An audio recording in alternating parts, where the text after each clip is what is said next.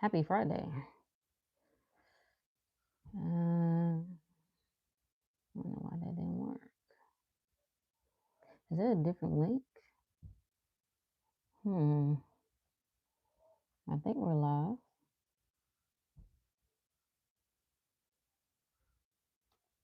Okay. Yeah. Okay, there we go. Happy Friday, my friends. What's up, Gerald? What's good with you, my friend? It's Friday Night Live, baby. Let me get my water. Yo in the building. Yeah. The doors of the church is open.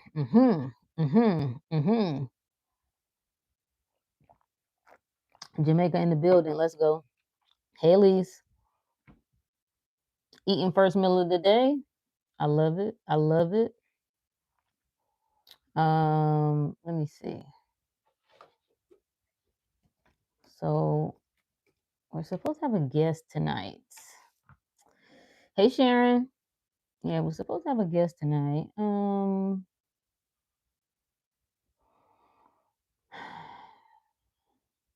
gonna find out. I don't know. She hasn't hit me back yet, so we'll see. She had plans tonight. She had a gym date, so we'll find out if she'll be able to hop on. Okay, that's the wrong thing there. Or not.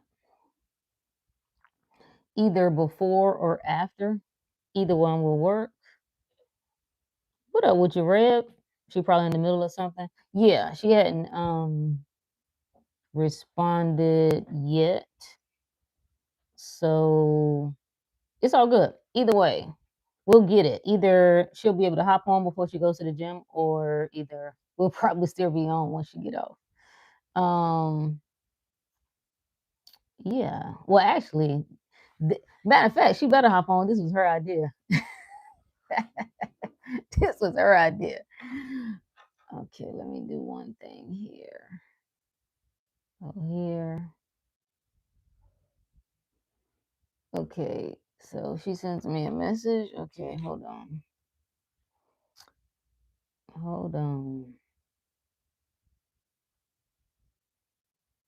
You just message her? Okay. Okay, cool. Yeah, I sent her the join link on in the inner circle. So if she's looking for the link that she needs to actually join, I message her there. Oh, there she is. Hey, Alchemist. Yeah, look in your DMs. Hey, Unique. Yeah. What are we talking about tonight? We're talking about you're more than your body. Mm-hmm. Mm-hmm. Shocking, I know.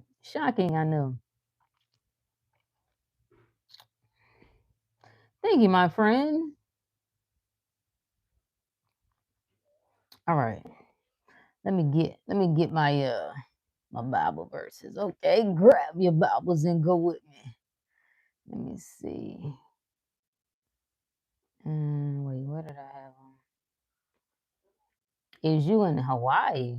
Baby, I'm in heaven. You understand me? I'm in heaven. Come on and join me, why don't you? All right. Well, maybe before we jump into that, Dr. Money Magnet in the house. Before we jump into that, maybe we should start. Well, no, we can start here. Let's start here. Let's get some good scripture here. Because this kind of talk is sometimes referred to as being, I don't know if it's blasphemous or demonic or yeah. ungodly. So I like to pull the scripture, see what it has to say. Let's start with 2 Corinthians 12, 2 and 4. It says, I knew a man in Christ above 14 years ago, whether in the body, I cannot tell, or whether out of the body, I cannot tell. God knoweth. Such a one caught up to the third heaven. Now, what is the third heaven? Because we ain't never talked about that. uh, what's the? Because if there's a third, it has to be a first and a second. Oh, okay. And I knew such a man, whether in the body or out of the body, I cannot tell. God knoweth. How that he was caught up into paradise and heard unspeakable words, which is not unlawful for a man to utter. Interesting. Interesting. Then let's go to Ezekiel 3:12 and 14, is it? There she go.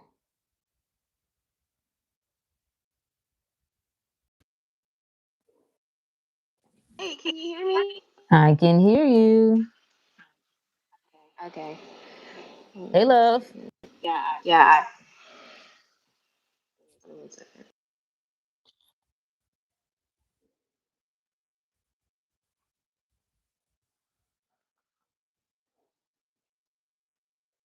You there? Did we lose you? No, I'm here. I'm trying to figure out how this works. This Oh, is my okay. first time doing this. Yeah.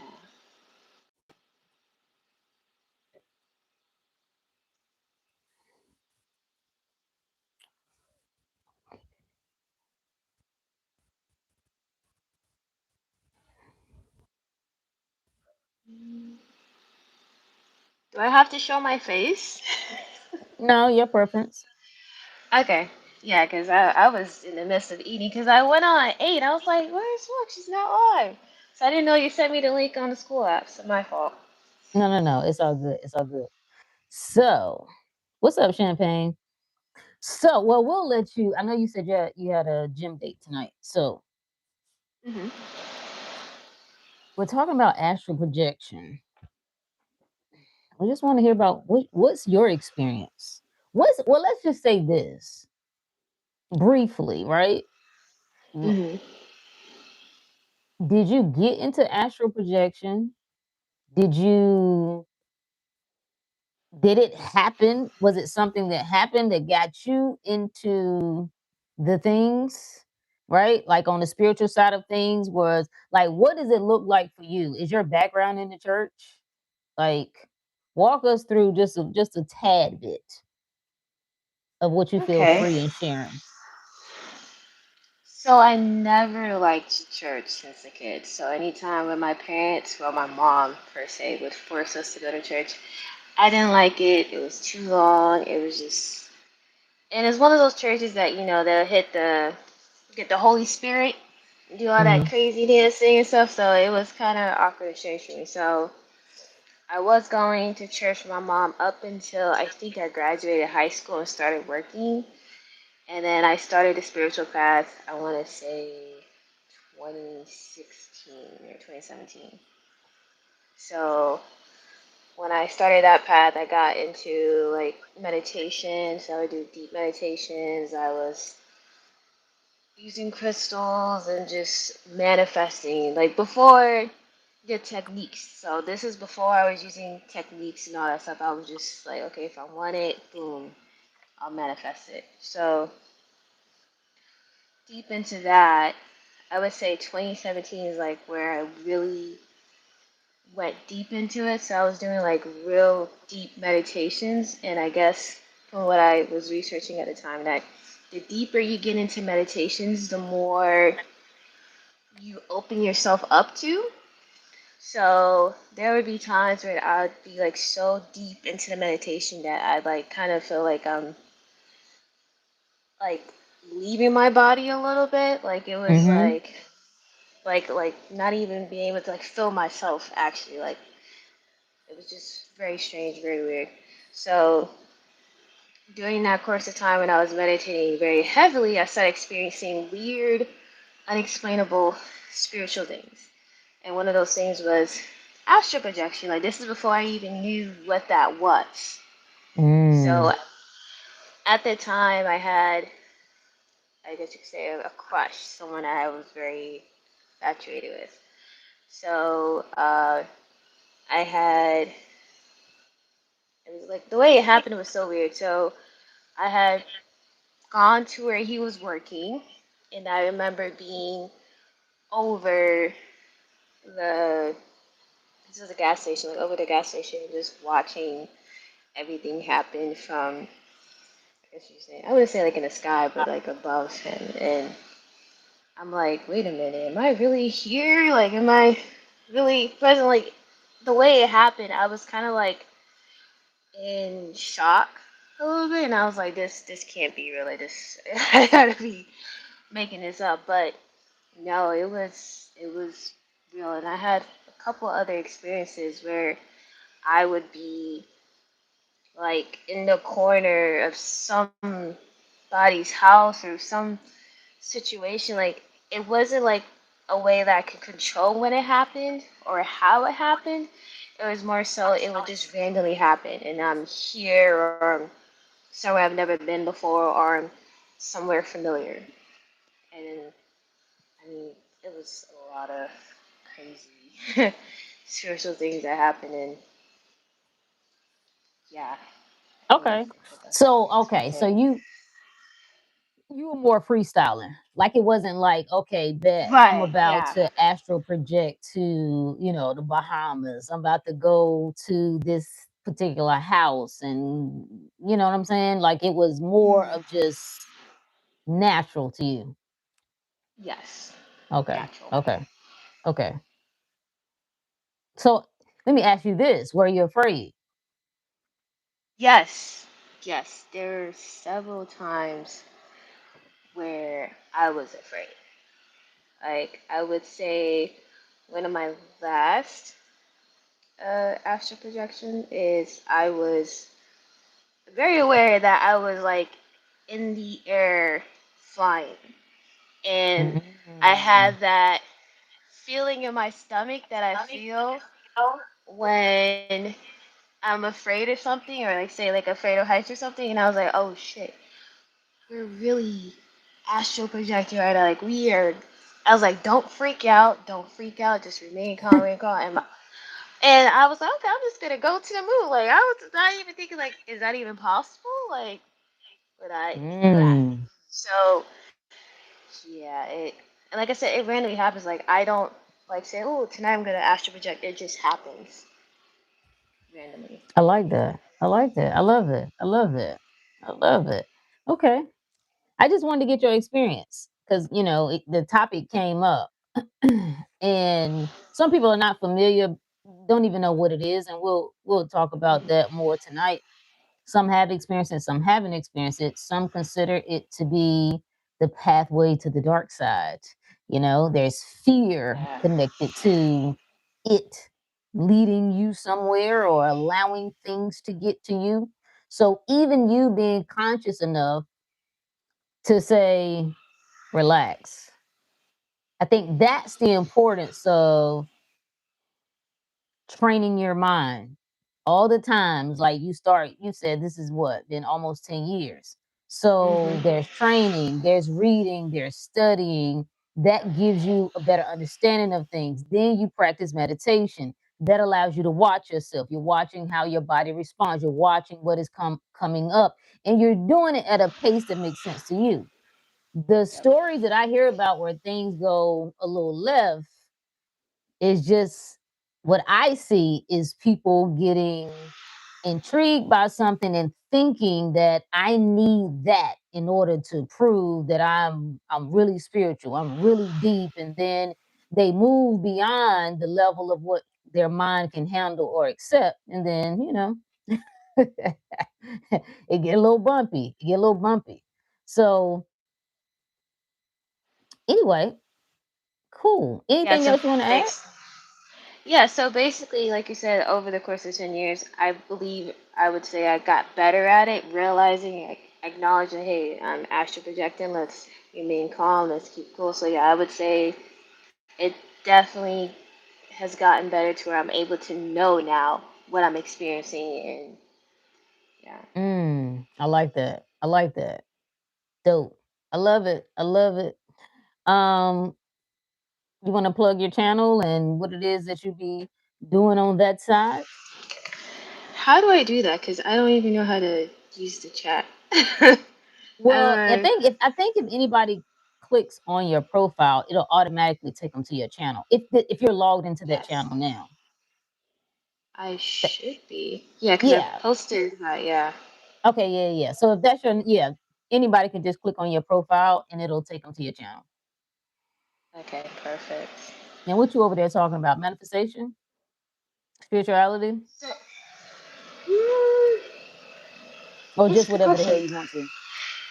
Pretty much. Like I try not to like limit myself. So like my last video was the ongoing reinvention of self. So I talk a lot about the self, like things you go through, but even though you're going through that, you still have to change that thinking. And then how I also kind of like break it down as well. So I have like side shows where I'm expressing my points and giving examples because I always use myself as an example in all my videos. So when I'm saying, hey, you need to do that, I'm saying that because I'm telling you that because I'm also doing that as well. And I got to hold myself accountable. Right. So, yeah. I love it.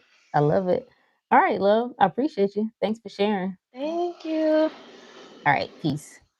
Peace. All right. So, shout out to Alchemist. Appreciate you, Power. Appreciate you, my friend.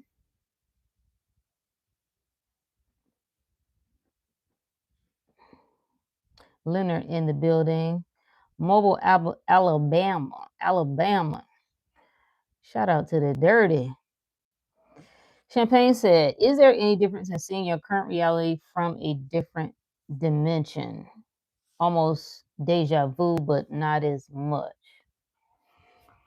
Seeing your current reality from a different dimension. Now, here's how I see, right? This is how I look at the whole astral projection thing, right? I know um it's often spoke of from the perspective that is this idea that a person's conscious awareness can separate from the physical body. So some describe experiences of them coming out of the body. There's a lot of stories about people who have had experiences like near death experiences. They could have been, you see this in the movies. Trust me, the things that you see in the movies, they get it from somewhere.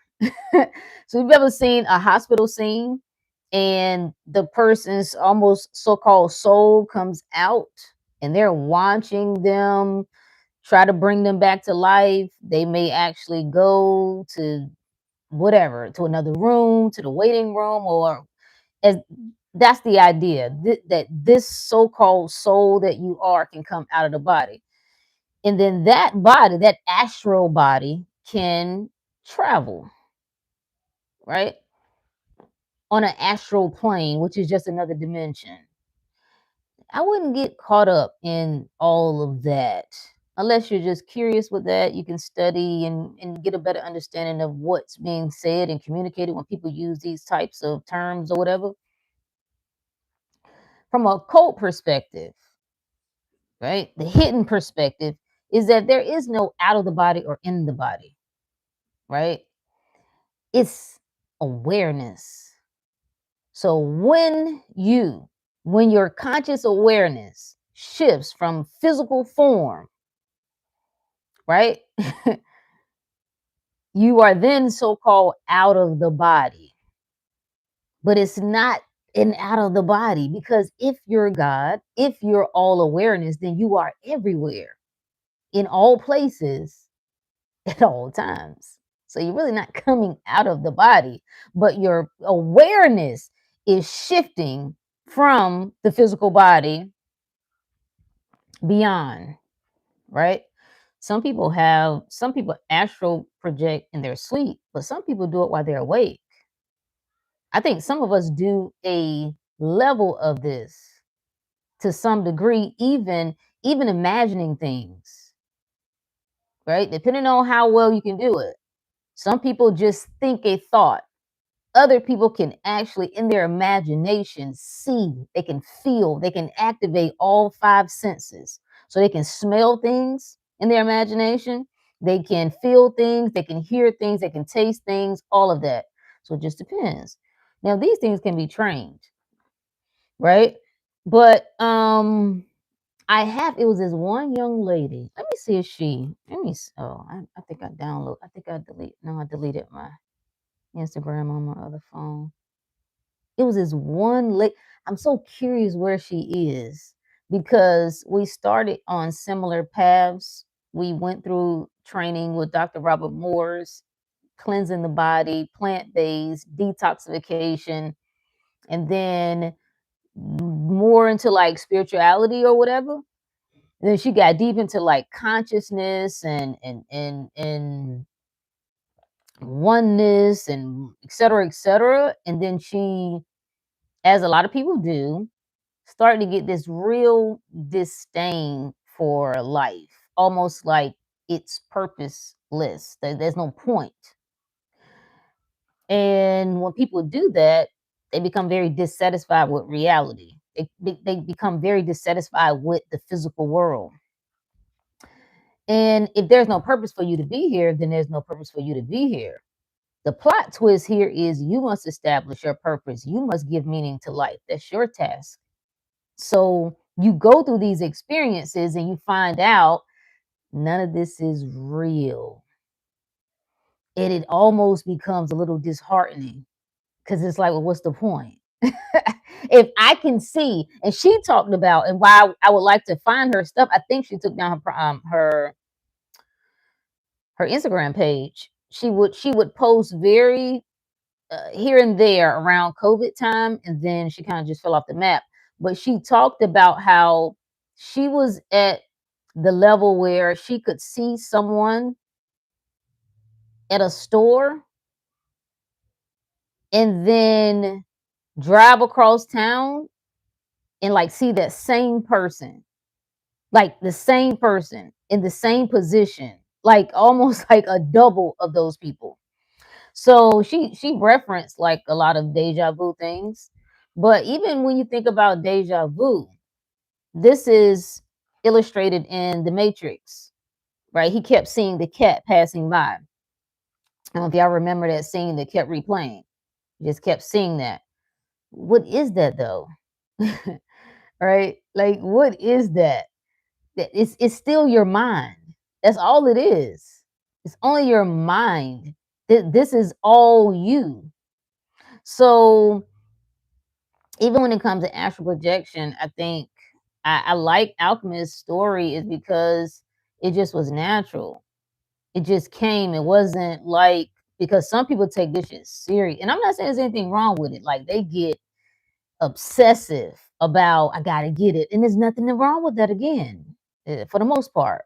Again, I have seen people go over the top with it, but it becomes very manic. Like I must, like this is the one thing that's going to prove that um I'm there, that I've grown, I've evolved, that I'm spiritual, I'm this, that, the other. Alchemist said I definitely need to do more live so I know how to use the buttons. Yes, yes. Um anytime I astral projected, I was aware. Oh, nice. Nice. So think about dreams. So we often have dreams and let me see. Because I wrote down some notes. So you have dreams, you have lucid dreams, and then you have like astral projecting, right? In the dream, you're not aware of yourself. It's you and a picture. So you dream of a thing. I dream of this crazy man. I dream of a monster. I dream of going swimming. I dream of meeting this love and we're having a wonderful time together. It's almost like you're watching yourself, right? The lucid dream, you active. So you are awake in the dream, meaning you know you're dreaming. You know you're dreaming. This gets a little interesting when it's something happening in your dream that you want to get out of. And you try to wake yourself up and you can't. So if somebody is after you, if something is, it feels like it's holding you, it's trying to get you, and you're trying to wake yourself up, and you can't, or you're trying to scream. It's like you're trying to, and you can't get up. That's lucid dreaming, right? On the occultist side of things, that's viewed as like one of the first stages of so-called mastery, if you want to view it that way, right? Just, and I don't even that sounds a little, right? You're just more self-aware. That's all. Some people don't even think about it, don't even realize this, like it's a thing. It's like I've always known when I was dreaming. I was always aware when I was in a dream. I wasn't, well, actually, now that I think about it, I used to have a reoccurring dream when I was a kid that I was falling. Like I always want to sleep with my mother. Like I just would fall. And I kept trying to wake myself up out of the dream. I would try to scream in the dream. Now, I didn't realize this until years later, until I thought about it, what I was doing. But I was trying to wake myself up and I never could. And as soon as it was like I was hitting the bottom, that's when I would wake up. That's when I would wake up. So I have had a mixture of both of those. The What was fascinating to me is actually astral projecting places. Now I am intrigued by that and I'm interested in that. Not enough to put a lot of thought into it or a lot of effort into it. It's just something that I find fascinating. But one particular moment when I had a come out of the body experience, meaning, and you can do this in meditation, right? It's just literally, you just get into this flow, you slow the brain waves down, and before you know it, like you can see yourself. So this was I could see myself in the bed. I wasn't sleep. I think it was a meditation, if I'm not mistaken. Maybe I was asleep or close to sleep. I don't remember exactly, but I could see myself. I was watching me in the bed, right? That view of watching myself. Um, Maybe it was a meditation. This was so weird because, or maybe it's two different things that I'm thinking of and kind of crossing them over. But it was one of them. I was watching myself. I'm telling you, the you and you will give you all sorts of signs. It will give you all sorts of,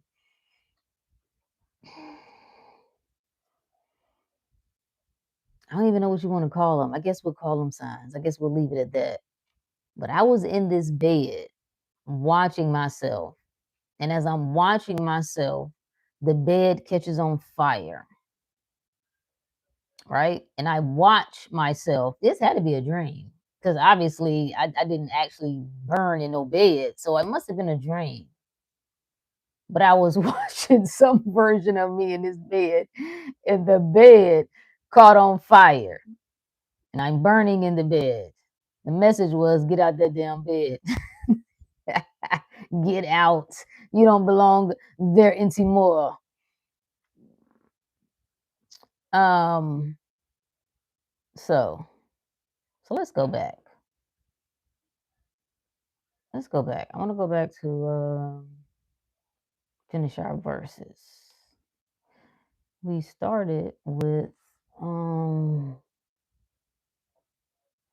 what did I do with them?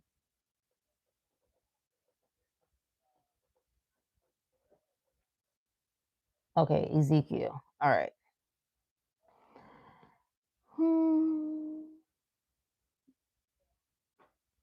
Nope. Wrong one.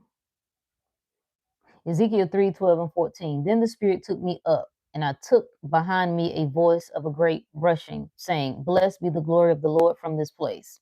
I heard also the noise of the wings of the living creatures that touch one another, and the noise of the wheels over against them, and a noise of a great rushing. So the Spirit lifted me up and took me away. I went in bitterness in the heat of my spirit, but the hand of the Lord was upon me.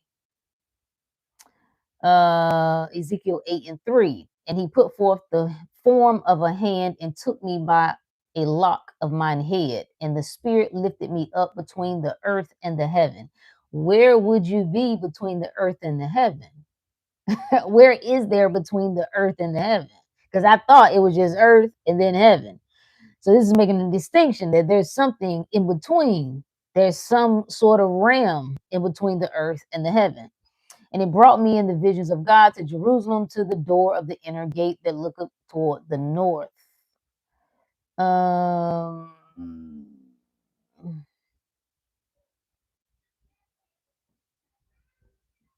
okay, let's see. Acts 10, 9, and 11.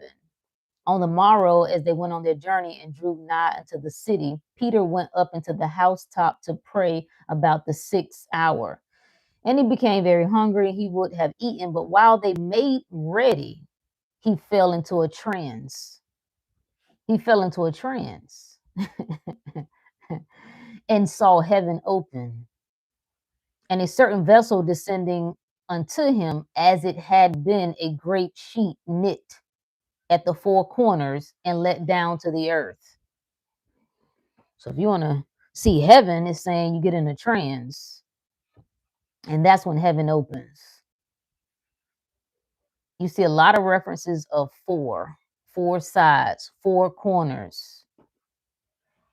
What are they? What are they? What are they? Let me go back.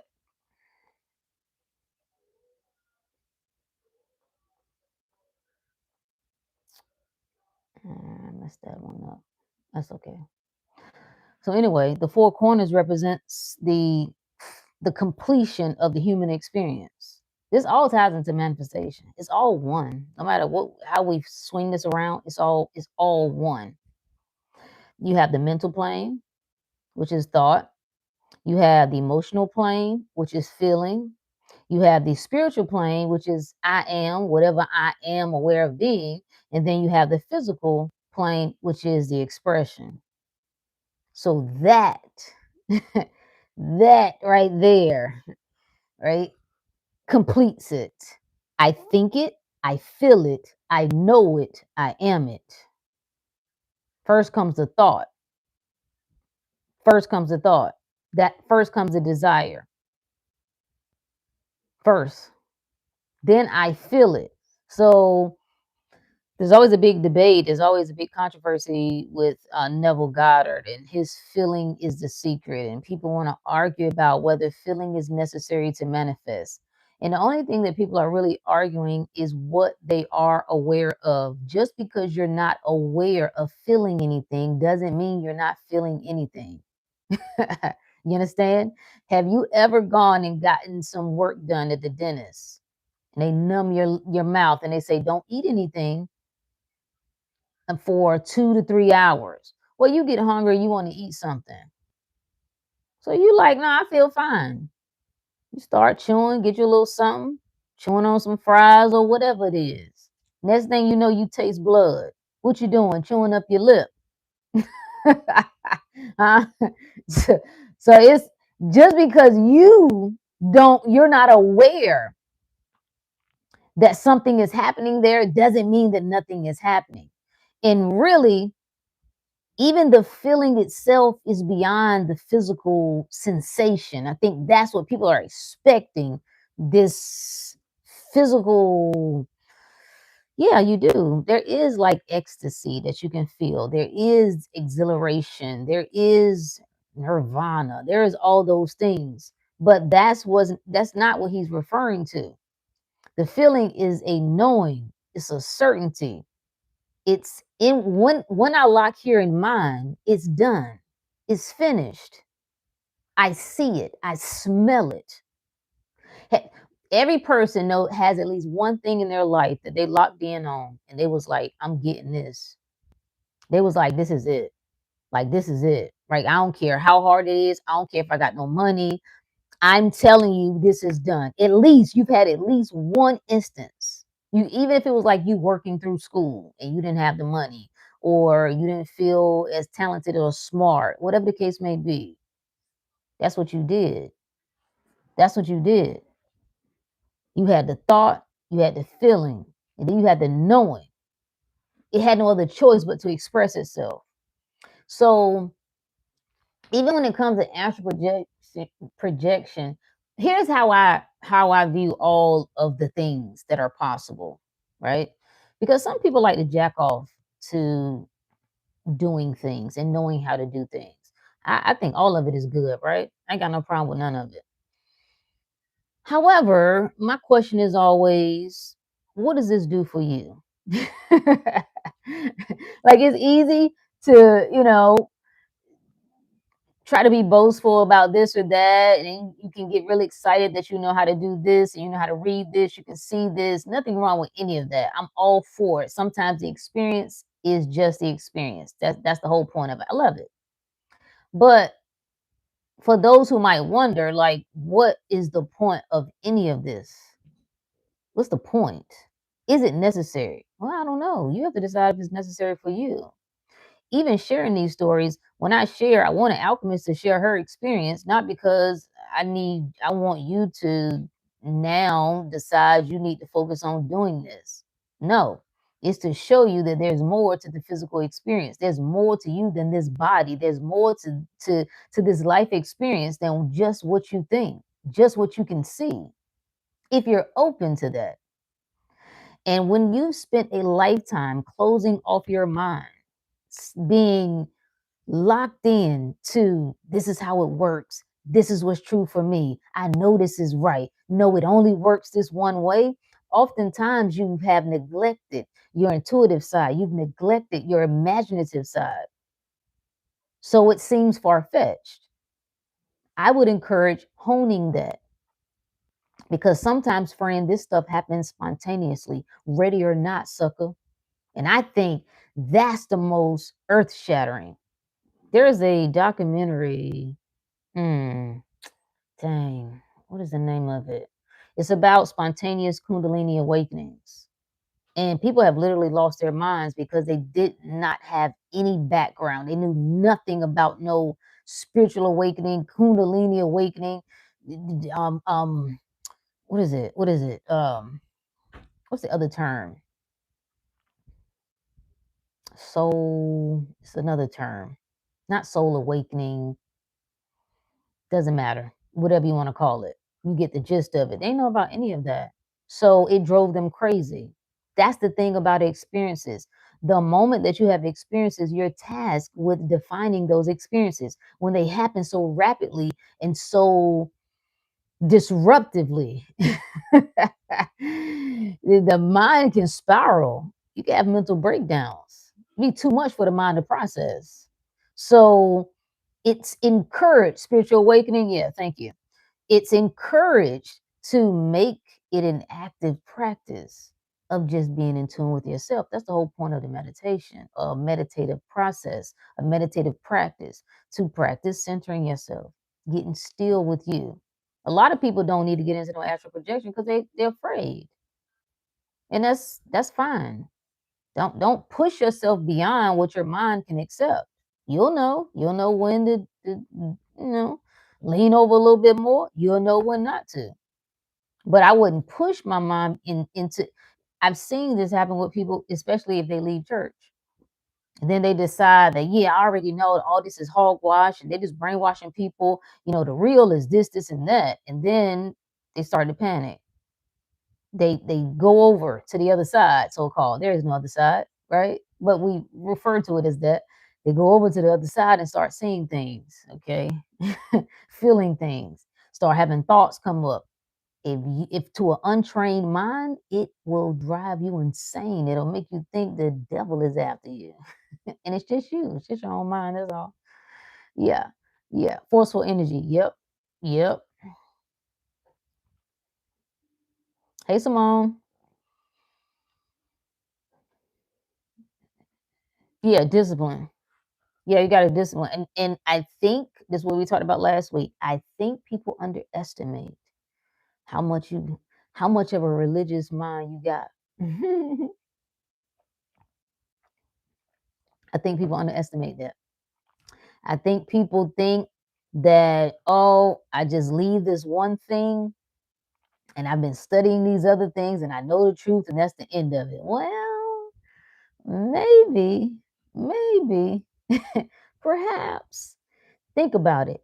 If from the moment you was old enough to remember, 3, 4, 5, 6, 7 years old, every day, every week, every month, every year, this is what you've been taught. This is how the world works. There's an enemy out there. He's always trying to get you. Okay? He's always there. He's on the loose. And your God put him on the loose. It's crazy. Your God let him loose.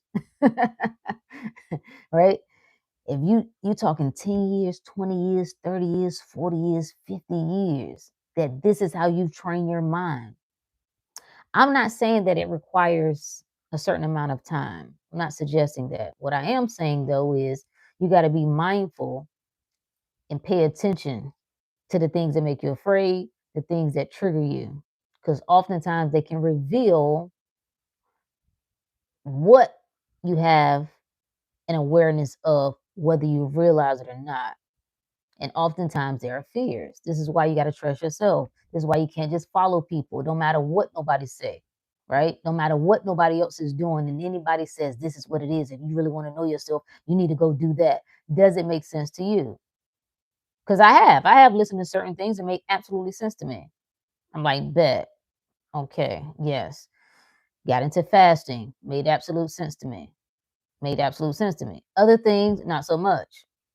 So I didn't go. I watched, I observed, I found it fascinating, but I didn't feel a need to dive into that. I didn't feel a need to do that. Okay.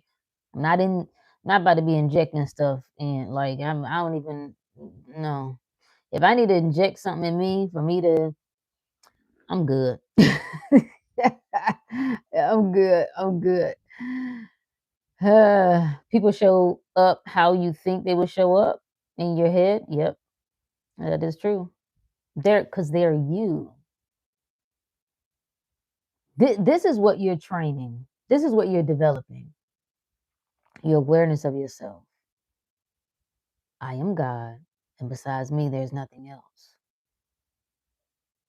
So you can say you accept that, but do you really? Do you really accept that statement? What verse is it? We just read through that. What verse was that?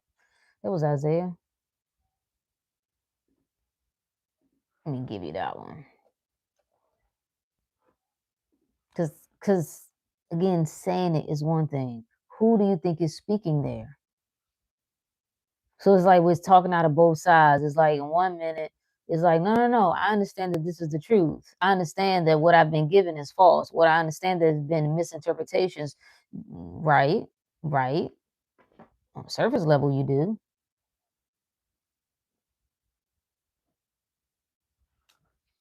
Isaiah 45:5. Thank you. I am the Lord, and there is no other. Apart from me, there is no God. Can you accept that? Can you accept that? It ain't nothing else but me. In my reality, there is nothing but me. There ain't nothing else. Everybody is me. I'm seeing. So when we say that, let's say it another way.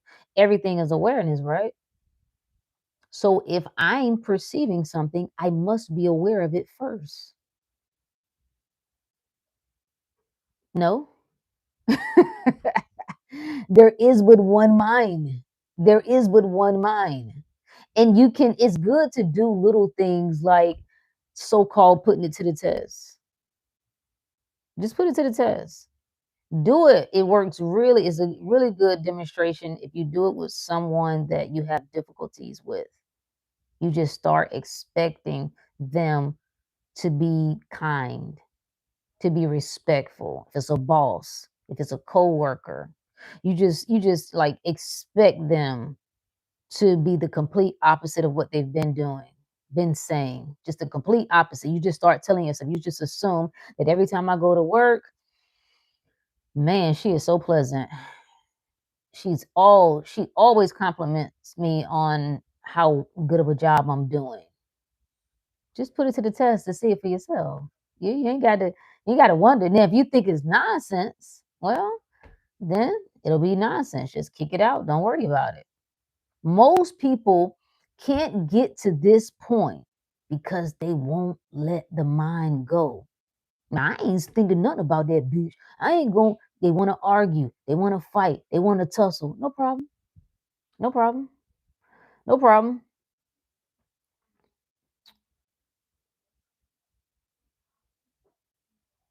Let's read all of it. Let's read Isaiah 45, 5 through 8.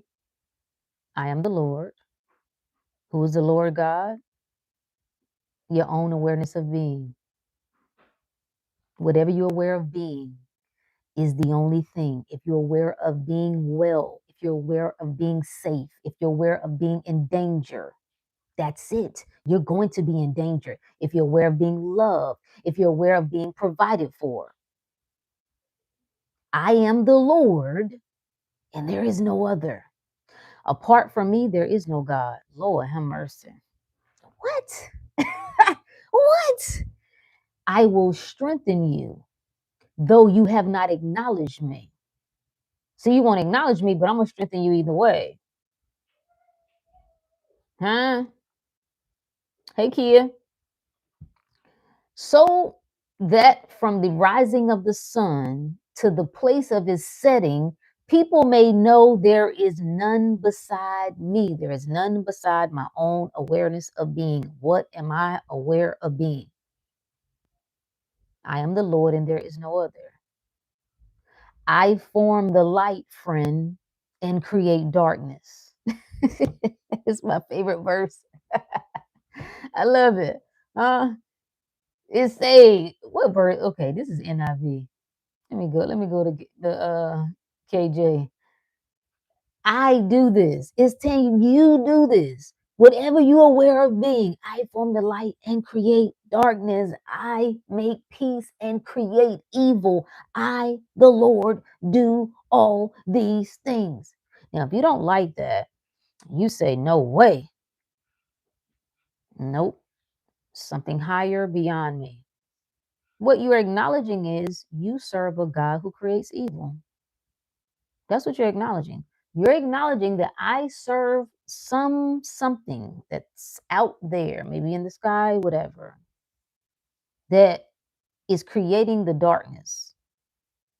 All the pains, the wickedness on the planet, he doing it.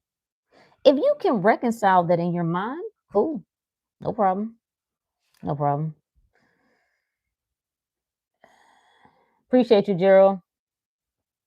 I've done that before, and the person that was giving me a hard time actually left the position. See? See? You can do that with neighbors. Difficult. What I'm saying to you is this is another way of living. This is you deciding I'm never going to war with life again. I'm never going to be a victim again. I'm never going to complain about anything again because I'm now aware, baby, I'm now aware. Oh, this is me. There is nothing other than me. You must meditate on this. Contemplate on this. You got to sit with it. You got to sit with it and let that thing marinate. I am the Lord, and there is nothing else. There is no other God other than me. The tussle with this is the ego mind. It's the personality. It's the character. It's like, well, I don't know if I'm going to say I am God. I mean, you know what I'm saying? Me and God are one. How can you and God be one and you not be God? Me and the apple are one. Then I got to be the apple. I got to be an apple. We won. We won. One means the same. Two becomes one. Whoop. No, okay. Maybe it's just me.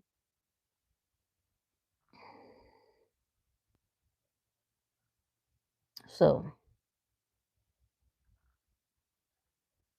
okay, that was the last one from that one. Let me go back. Something else I want to point out.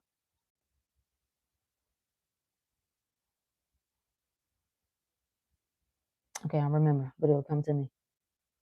So, coming out of your body should Should most people attempt that? No. Why? Because they're afraid. You shouldn't do things you're afraid of. If you find it demonic, if you think that the dark side is going to get you, then you have more work to do.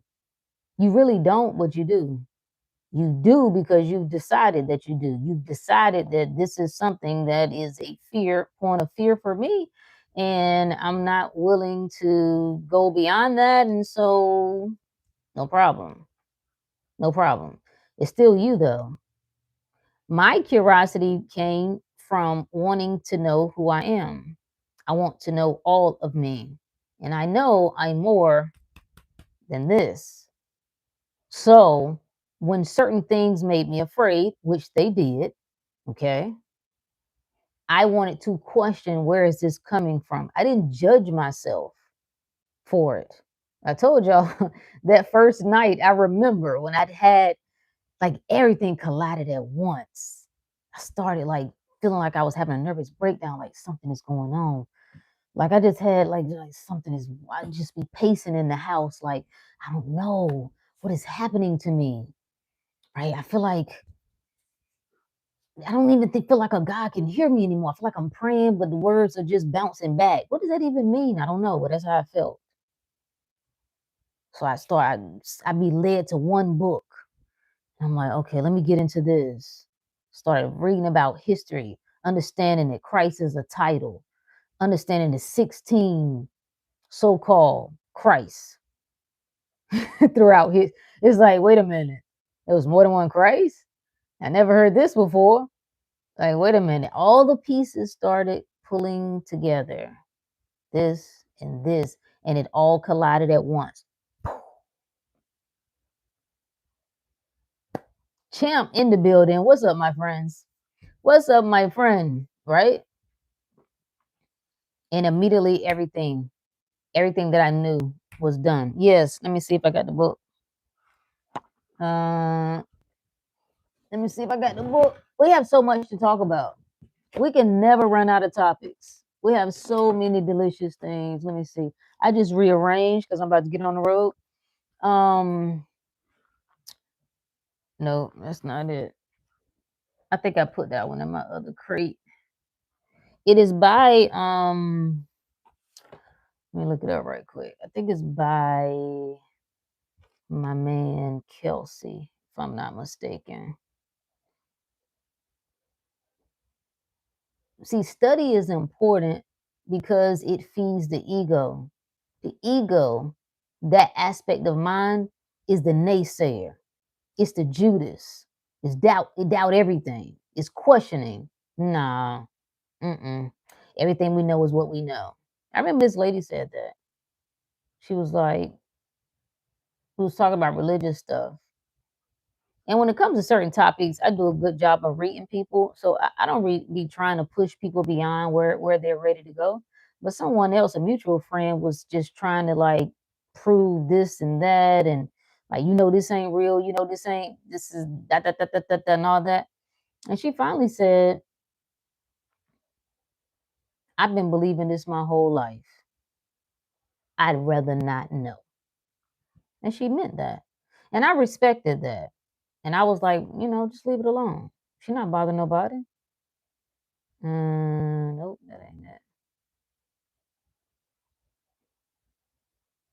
Yeah, you see, the moment it comes to you, it means it's for you. The question came to you. It don't come to everybody. It don't come to everybody. Okay, it's the title of it is Kersey, that's his name. The World's 16 Crucified Saviors. Mm. Yeah, Kersey Graves. Yeah, it's in the inner circle. Backside. It's and if it's not, I'll post it. Yeah, the world's 16 crucified saviors. Before. Oh, let me read the full title. Christianity Before Christ. History of 16 heathen crucified gods. Yeah, delicious, delicious, delicious. Appreciate you, vampire. Well, that's how old school titles used to be. Old school titles were very long. They were like 2 or 3 subtitles to the title. Yeah, you know what I mean? Which I like. I like. Um, oh, I didn't even read all of it. Containing new, startling, and extraordinary revelations in religious history, which disclose this Oriental origin of all the doctrines, principles, precepts, and miracles of the Christian New Testament. Mmm, delicious, delicious. Let me see if I can. I'll tag it. I'll tag it when we get off for anybody that wants to check it out. Yeah, very descriptive, right? So all of that started, like I said, it all my mind wouldn't stop. Like what nobody was gonna stop it at that point. But what got me to that point though? Like what even got me to that when I was deep? I was locked in, I was committed. I was the most committed I'd ever been. I just gotten baptized again as an adult. I was like, nah, I want to do this the right way. I'm aware of why I'm doing it. I'm not doing it because somebody said I'm supposed to do it or anything like that. No.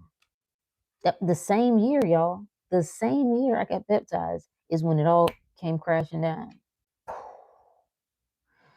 And once the lid blew, it was over. It was over. You know what? I have not gotten into, I'm familiar with Dr. Ben. I've heard some of his speeches and lectures, but I never was really guided towards his work and his books in particular. No particular reason, because there are just so many sources out there. I just never was. So I have not read any of his books. Appreciate you, Alchemist. Wolf thing in the building. What's up with you, my friend? Sometimes that top got to be blown back for the awakening. Yeah. But what set that into motion? What set that into motion? This is why I always tell people you don't have to worry. If you got a willingness and a desire to know, it ain't nothing that's going to stop you, not even your own fear and your own doubts. You understand me? My God. And I thought I was being a good Christian. You know what I'm saying? That I was like, I really need to learn. Like, I want to get deeper because people have questions and I don't want to shoo people off like people I've seen people do. You know what I mean? They're just like, "Oh, you shouldn't have those questions. You shouldn't think about this. You shouldn't pursue this. You should That's the devil in your mind." I'm like, "No. No. If I'm on the side of truth, I should be able to explain certain things. I should be able to in love, right? Speak to the sinners, right? This is what we think. This whole idea of saving souls, it doesn't even make any sense that you're supposed to save somebody else's soul. It doesn't make any sense.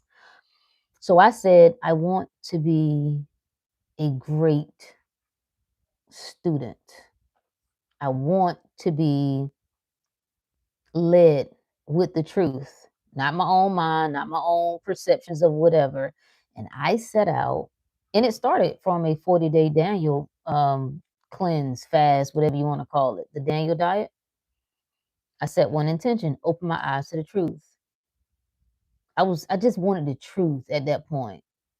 That was the first time I ever admitted that I might not know the truth. The first time I asked myself, what if I'm wrong?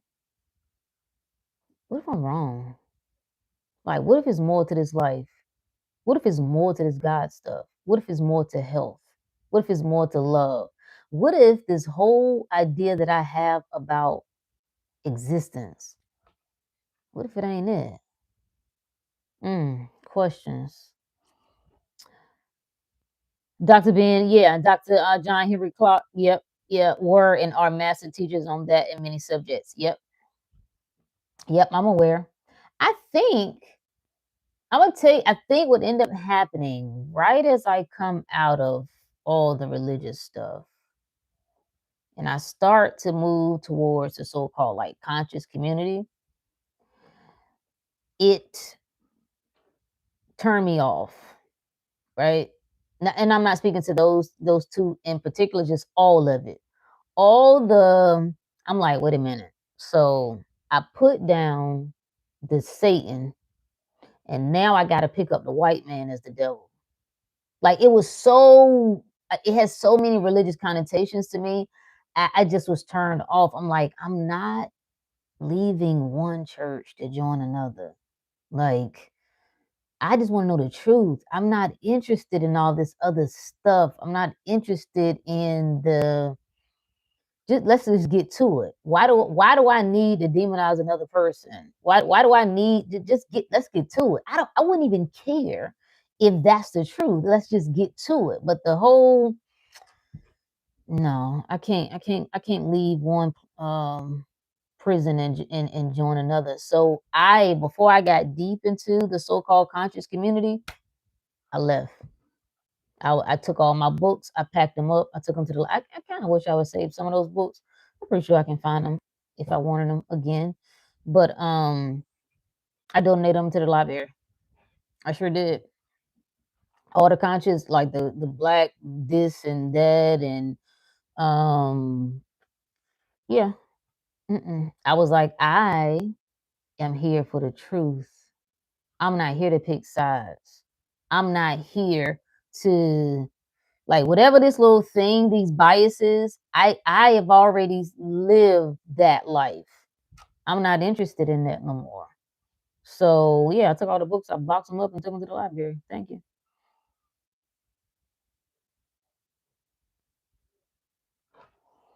The saddest thing that happens to you in life will also be the best thing that ever happened to you. Yeah, yeah, I can go with that.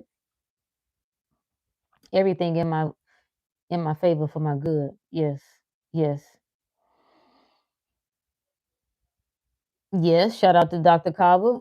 Yep, yep.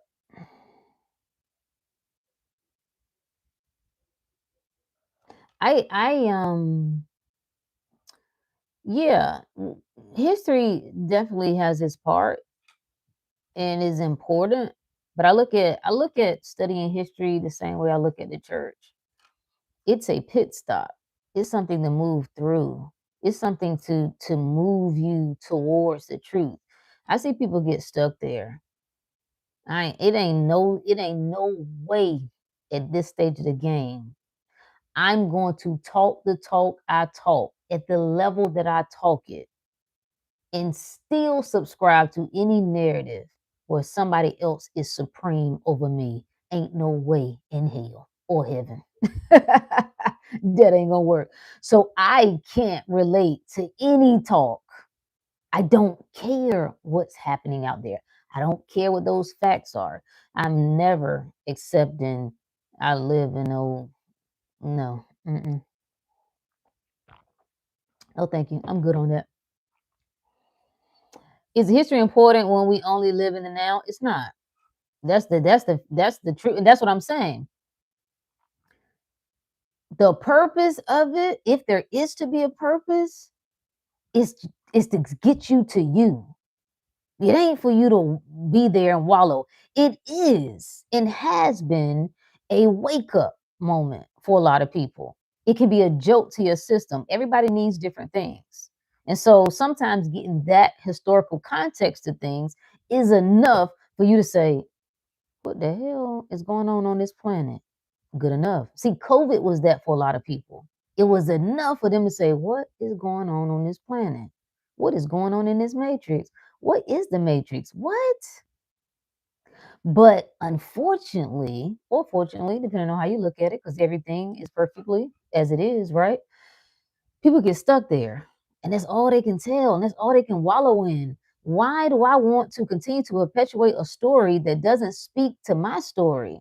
This is my world. This is my reality. I don't really care. I could delete all of that. And I ain't that interested in certain stories. Just I'm gonna crown you the champ. I'm gonna let you be smart. I'm gonna let you be intellectual. And I'm just saying, just in general for anybody, I'm gonna let you be Whatever. No, I'm gonna be over here in paradise. I don't believe it's biased, but it's about setting the record straight. Yeah, yeah. And I think there's a place for that. I think there is like, come on, bro. This is what it was. This is what it is. Okay, no problem. A lot of the history is to just keep us stuck in a mindset that is true. That is true. That is true. Because otherwise, it should be simple to turn from anything. It's me. I'm everything. I don't need none of that. Nigga, I'm the whole world. I started everything. The end. You see? Why do I care? Why do I care about arguing? And again, I'm not against, and I can't even speak against things that I personally have done and experienced. And that played a role. Me finding out, like, wait a minute. What? Wow. Okay, bet. Thank you. I got it. The rest of it, I'm not going into no deep practice and study about how the white man and what I would never acknowledge white supremacy. Never. Never. You must be out your mind. Never. And I don't care so much that I want to make a point. Like, this is what I mean.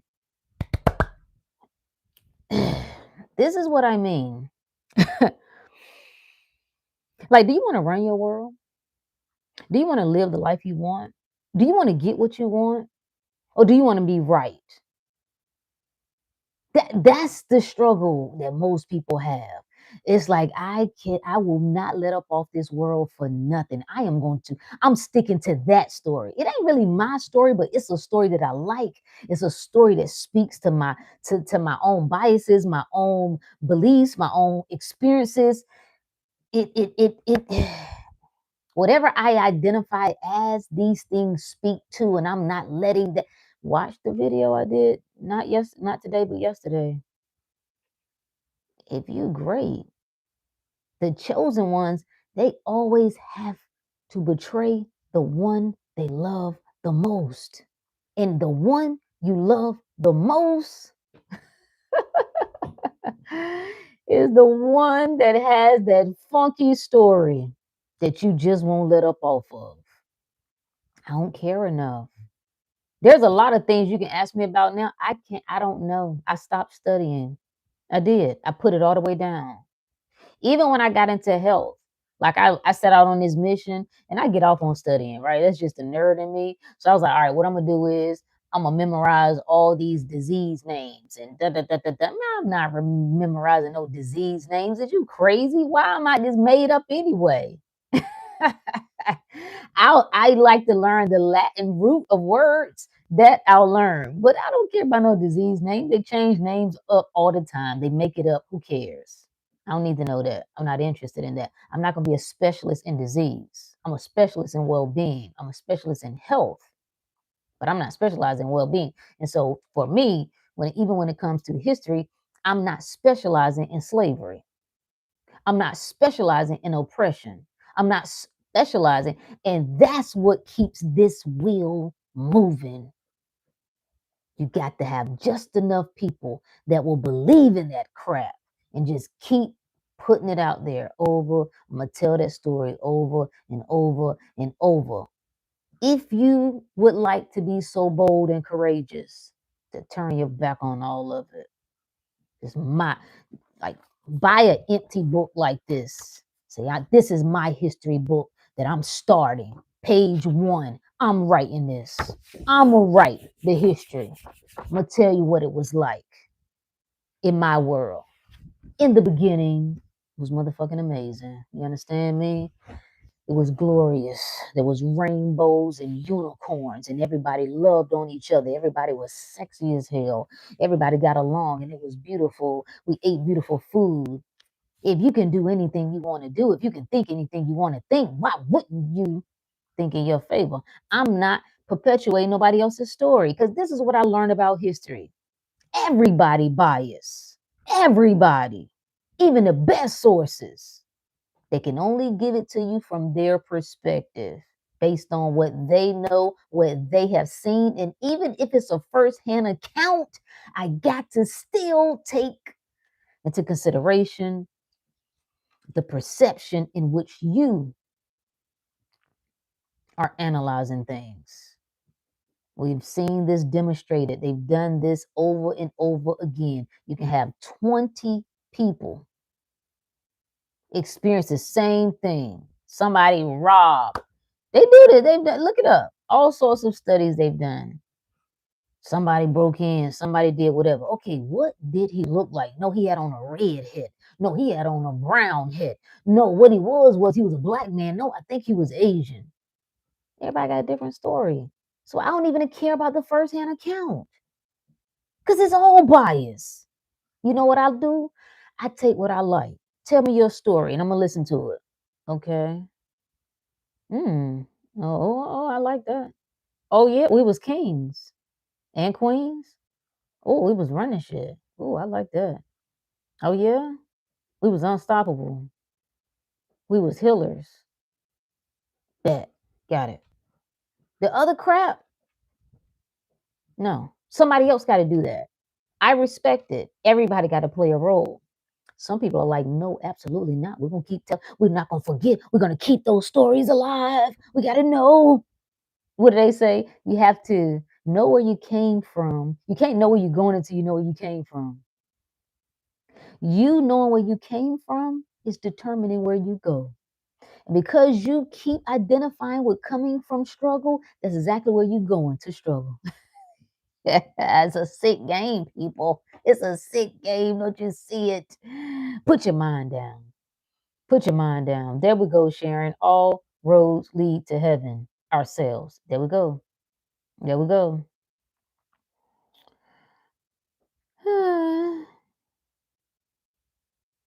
Yeah, COVID was an eye opener. And that's why I could see the usefulness in it, even while it was unfolding and people were complaining. I saw the higher order of all of it. And this is what our task is. Our task is to first see you above everything. And then as things unfold on this planet, it's going to be so much easier for you to do the same. You don't get to react like everybody else. Sorry. Sorry. Sorry, I don't care. Sorry. You have a greater responsibility. You can see. You know better. You know better. Yes, you understand that people are experiencing certain things. This is what we see happening right now. We talked about this earlier today for our check-in with the young man who passed, the black kid who went out on a boating trip or something with his friends. It's a sick game if you don't understand what's going on. Don't nobody know what happened on that trip. Don't nobody know. All the big mouths online don't know jack. What they know is they triggered. They triggered. That's what they know. And they getting fooled by nonsense, their own ideas and stories. They also getting fooled by bots and paid actors getting you riled up. And they pulling it on both sides, right? So you get the black people riled up. I told you you can't trust them white folks. And then you get the white folks riled up. I told you it's better that you stay away from them black folks, because even when you try to befriend them, if anything go down, they're gonna turn on you and declare you a murderer. Don't nobody know. Don't nobody, and nobody will just see that they're not gonna turn their camera on and say, honestly, we don't know what happened. The details haven't come out. It seems strange. It is concerning. We don't want to jump to conclusions, though. No, we're going to jump right off the cliff, right into conclusions. Boom, boom. You have to ask yourself, am I going to take the bait? Am I going to take the bait? And if you are, how long? How long am I going to take the bait? How long am I going to fall for this? How long am I going to let somebody else be the master of me? They going to dictate my It's so easy to control emotionally unaware people. It is so easy to control. I own you. I can get you to do anything. I can get you to do anything. I can get you to leave your house and go out into the streets and protest and do whatever, all based on emotions. That's crazy. Ask me how I know. Ask me how I know. We're the human race, but we act like we're all different. Yeah. Well, and again, we're being influenced. We're not coming to these conclusions on our own. We're being influenced, and we don't know we're being influenced. So these are storylines that you are, yeah, you know how, now listen, you know how they are. You know how niggas are. You know how white folks are. And you do this. You continue to separate yourself. And every time you see more evidence of this, you convince yourself, I told you. I told you that's how it works. I told you that's what they be doing. No, that's you. That's you. Hey, Tanisha.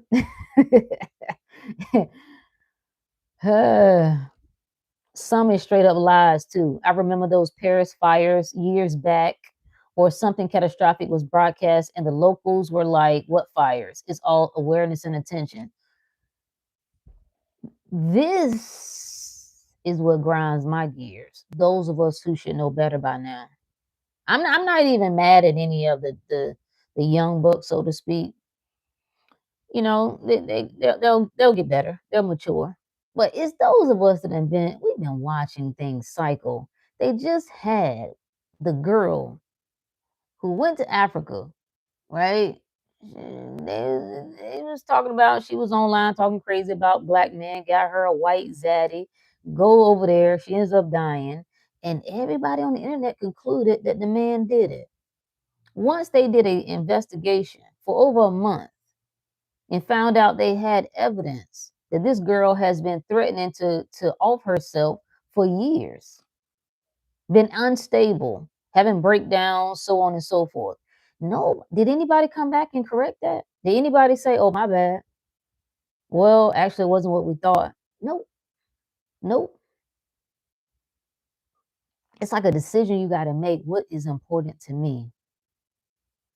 Do what do I want? Cause somebody ciphering energy off of you. They really not. You handing it over. I don't even want to view it like that. Cause that sounds like somebody else is doing it. And it's you. It's you're feeding it. You feed it. You feed it. Like, tell me all the ways that this world is ugly. Tell me all the ways that men are ugly. Tell me all the ways that women are ugly. Tell me all the ways that the white men and the black men are ugly. Yes, tell me more. You feed it.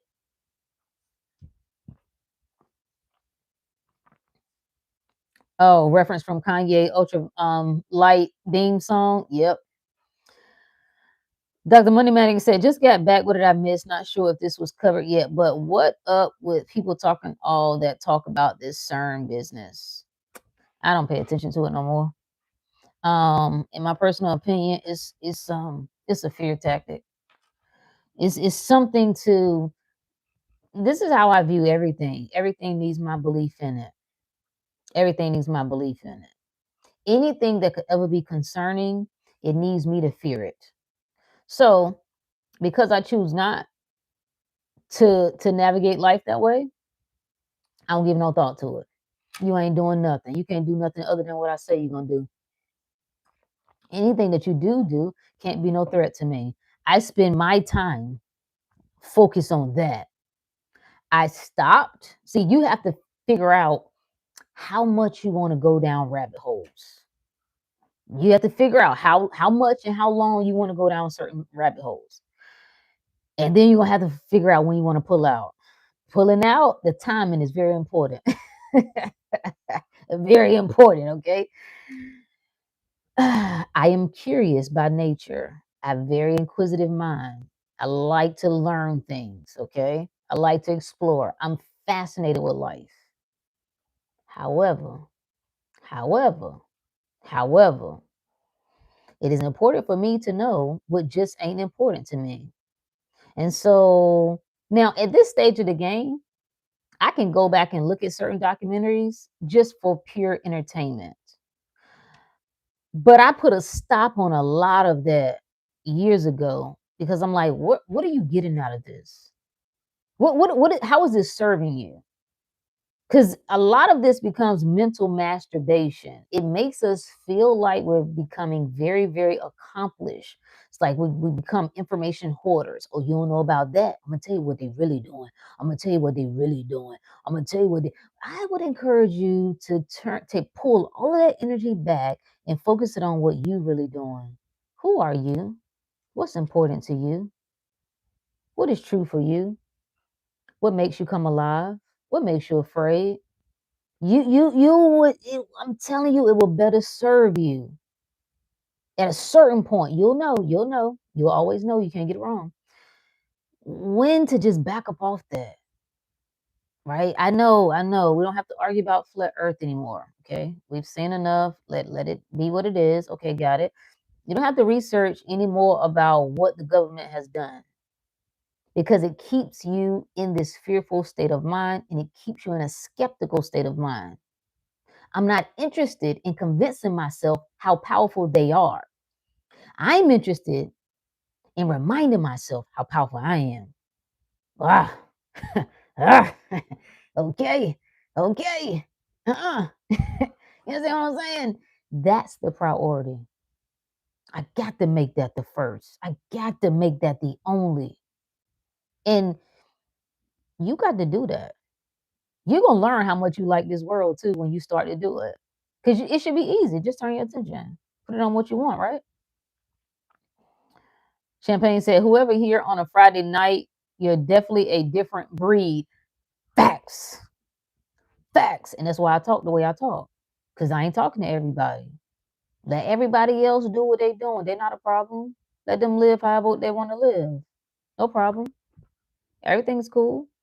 We're talking about you though. I'm talking about you. Do you know you the center of everything? So yeah, CERN, I don't know. I don't even I haven't looked into it in years. I remember when I first got, oh, they turned the CERN machine on. You know what? You can't do nothing other than what I say you can do. Like you can't make me afraid of what you're doing. That's not how this works. You have no power, friend. You are a making of my own mind. I must perceive you for you to even exist. So I'm not going to entertain the idea that you are a threat because you're not. That's what I would practice, friends. Catch this message. I would practice turning my attention from the world of problems, threats. I'm not looking up nothing else they're doing. I'm especially, let me say this, I'm especially talking to the people who've already done this. Again, there is a time and a place that you navigate through. I really think it's a rite of passage, honestly. That when you first come out of the world, you have that awakening moment, you start getting into your bag of, oh, you ain't gonna believe what these niggas is doing. Oh, I know. You don't know what I know.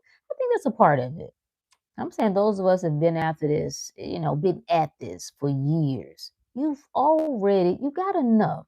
You probably got enough. You've covered the basics. You understand the money a little bit, right? You understand the government and the hidden government, so to speak, food, law.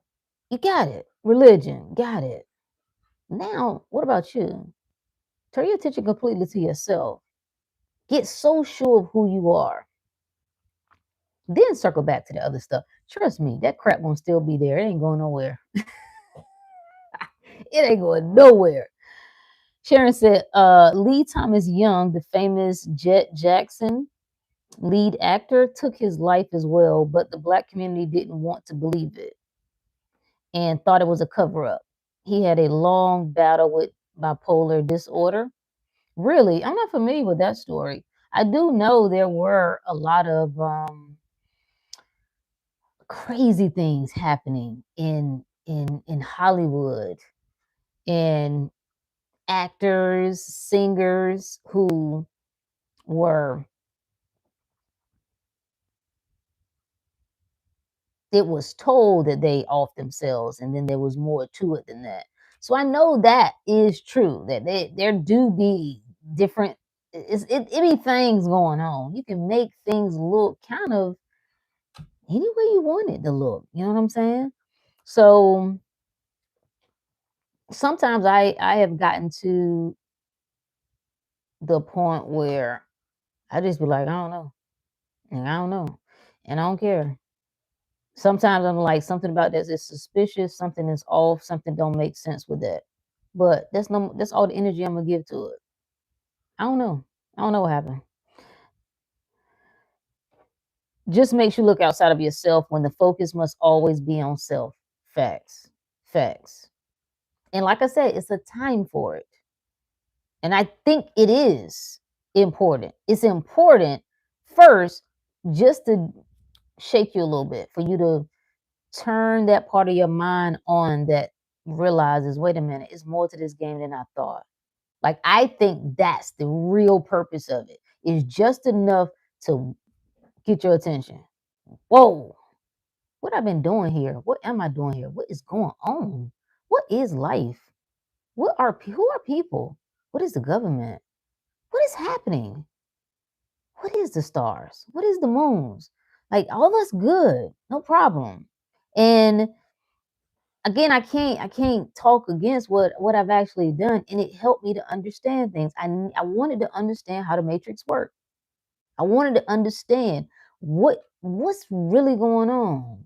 How do these people really think? But I had to get to a point where I drew the line on that. I'm like, all right, you got enough now. What do you think? Huh? Who are you? Oh, oh, tell me more about that. Don't don't stay there, because that's what people are calling conscious. They're calling conscious. Oh, I'm conscious. I'm woke. If they can tell you about all of what's going wrong in the world, if they can predict all of what will go wrong in the world, that's what they're calling consciousness. I don't think so. Well, I'm not gonna say it's not. It is. It is. It ain't enlightenment though. Maybe we'll make that distinction. It ain't enlightenment. Consciousness, yes. Enlightenment, no. Mm-mm. Mm-mm. Mm-mm. Because enlightenment is when I turn that flashlight on myself, not just out there, on me. I can tell you the beauty of who I am. I can tell you the power that I am. I can tell you what my thoughts are. I can tell you how my thoughts work in my favor. I can tell you how life works in my favor. I can tell you how powerful I am. I can tell you how unstoppable I am. I can tell you how limitlessness I am. If you can't tell me about that, but you can tell me about how evil the world is, uh, uh, try again. Try again. Sharon said, I feel like I am God, aka us, are playing real life virtual reality, but through our physical body. Yeah, yeah. Essentially, that's what it is. You know those little they didn't take off the little goggle joints. Who's responsible for that? Was that Meta? Was that like Facebook? That was Meta. Whoever it was, whatever company it was. I know it wasn't Apple. The whole virtual reality, that that's what it is. Like, you have to hone that. How much time do you have to really think about your ideal life, your ideal self, when you're focusing on whatever they doing? When you're talking about that nonstop, from sun up to sundown. Mm, mm-mm, mm-mm, mm-mm. I was going to say, technically, it is consciousness of what they don't want or lack equals disservice to self. Yeah, yeah, yeah, yeah, yeah. Yeah, it is consciousness. It is. Again, everybody got to decide. Everybody got to decide what's important to you. If you get off on that, get off on it. It is appealing to me. I want to tell you that. sometimes I be wanting, I have wanted to get in the midst of certain things and keep diving and digging, and it's like, for what? For what? What do I get from this? What what am I doing? Especially if you have dissatisfaction with life, I don't understand it. Especially if you ain't living the life you want, I don't understand it. Yeah, health is crap, and you focus on the white man? That's crazy. The white man is you. I'm sorry to hurt your feelings. The black man is you. Sorry to hurt your feelings. The woman is you. The man is you. Again, it's just different ways to perceive this life. It's different ways to experience this life. So even when I talk about leaving that world behind, I want you to know there was a part of me that liked it too. Shoot, it's probably some part of me that still does. Okay. Yeah, probably the nigga side of me still like certain nigga shit. Yeah, actually. However, the dominant, the priority, the default, no, I'll give it all up. I turn my back on all of it. You can call me whatever you want. You don't forget where you came from. Good, good, good. Do you feel you would have reached this level of consciousness if you never changed your diet? That's such a good question. Me? No, no, no. That's not to say that other people haven't without doing that. But me? No. No, it was definitely the catalyst. It and then you have to think about what changing your diet actually does. See, when you deeply connect to a thing and it becomes a vice for you, an escape, it keeps you more enmeshed in the physical world, in body consciousness. It keeps you more into it's a little bit more difficult to see beyond it. So that's why we shed. It's a shedding. That's why we do it. Um, and I know for me it was bigger than just body because I felt led to do it. My spirit literally spoke to me. That was to this day I don't really know how to explain the experience. It was just more of I was eating and I was already going. This was around the same all these things I told you just combusted. It was one at one time. So the religious stuff, what am I doing in my life? My health is falling apart. I don't know what's going on this planet. I don't know what I need to do. I don't know what I need to not do. All of that. I go on, I pull away from social media, pull away from my normal eating for like 40 days. I'm like, I need to get focused. I need to eliminate some things. Okay. Went to go eat it. My spirit, I pushed the plate away. It was almost like my body was acting. That's how I know it was beyond conscious. This was something beyond that. My spirit was like, we done with this. We done with this. You can't take in life, taking in death. So we done with this. That was it. It was a version of me. I left that version. I think that's the reason why I never craved it again. You know what I'm saying? Like it, and this is not a good or bad, right? This has nothing to do with anybody else's experience. It's just my particular experience. But I think it's one of the reasons why I never craved it and never touched it again. That was December 2014.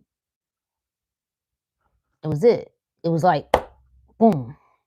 But that disciplining what I put in my mouth and in my body, I started this. Project Rook started. That was what was my little slogan? Clean body, focus equals focused mind, aligned spirit.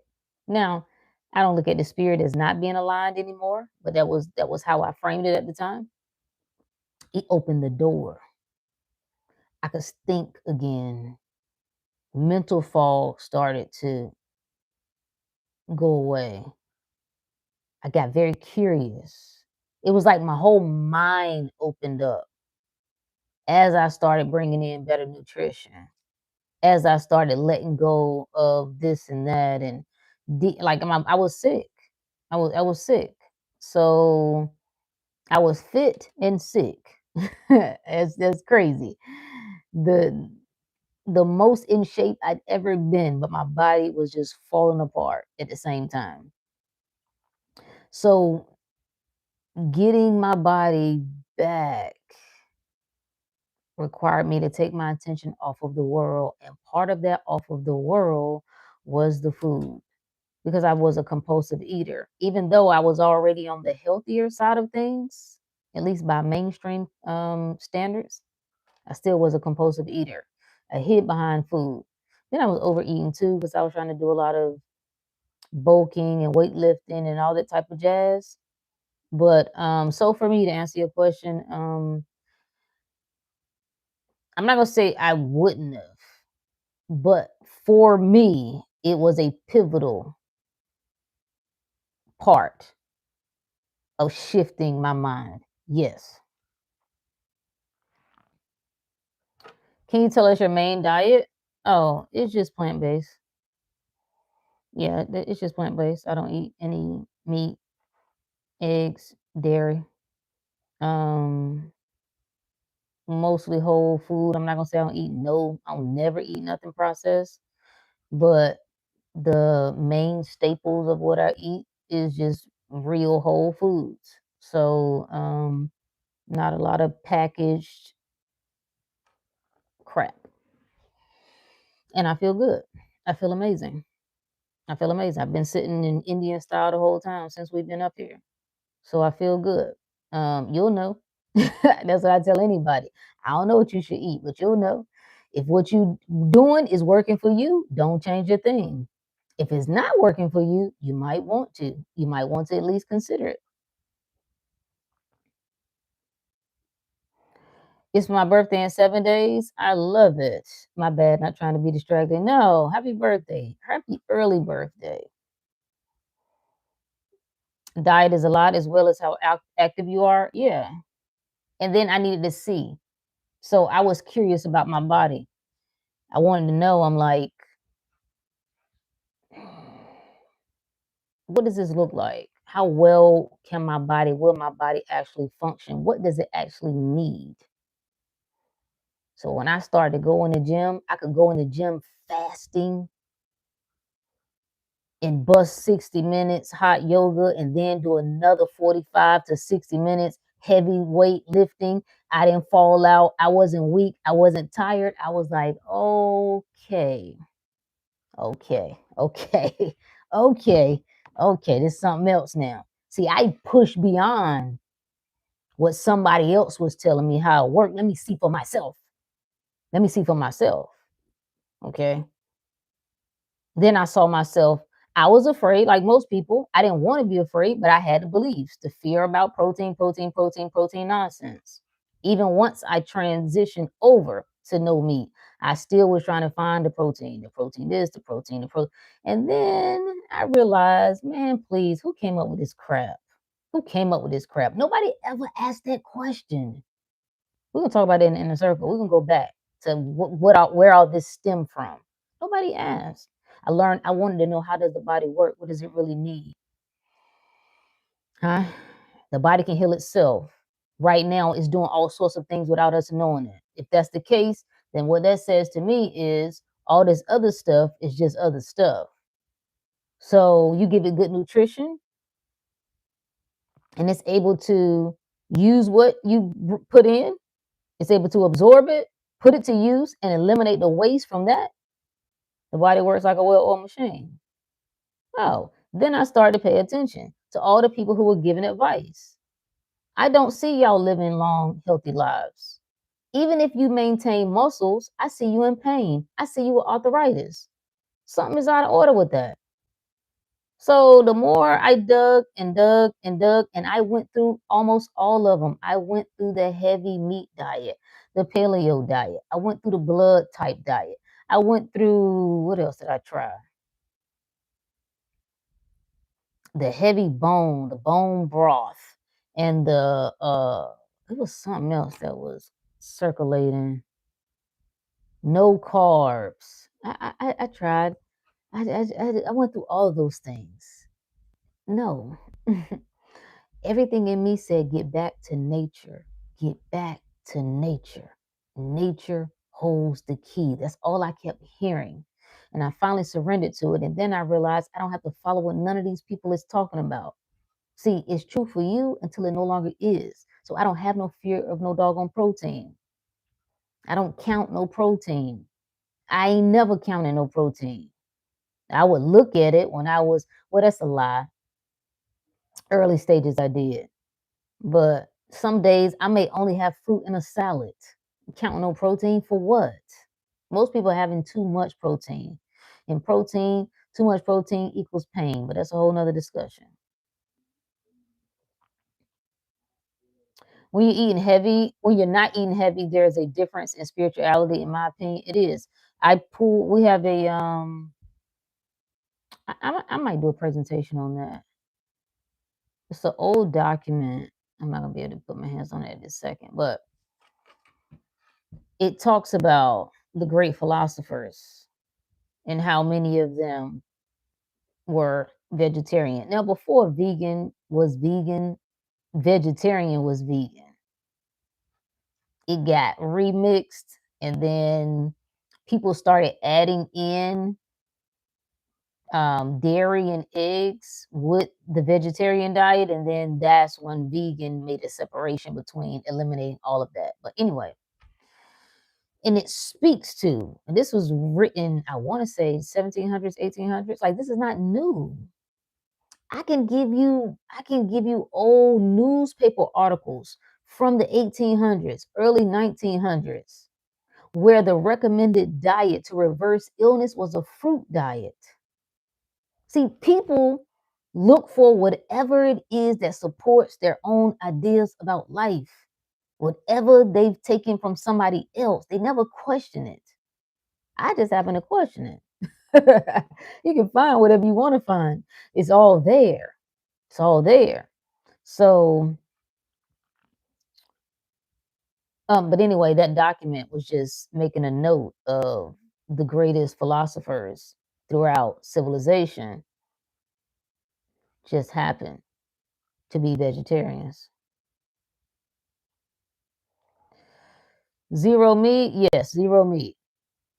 Cow milk, oh my God, no. Oh my God, no. Mm-mm. I can't stand milk. I can't stand cheese. I don't like the smell of it.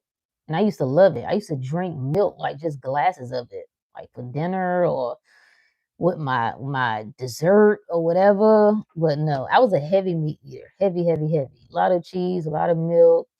Mm-mm. When I think of cow milk, I think of cow snot. I don't want to discuss you, but if you look up what's in cow milk, it's cow snot. So no, no, no, no. Yo-Yo said, I love working out and dancing for long periods of hours, completely fasted. Yes.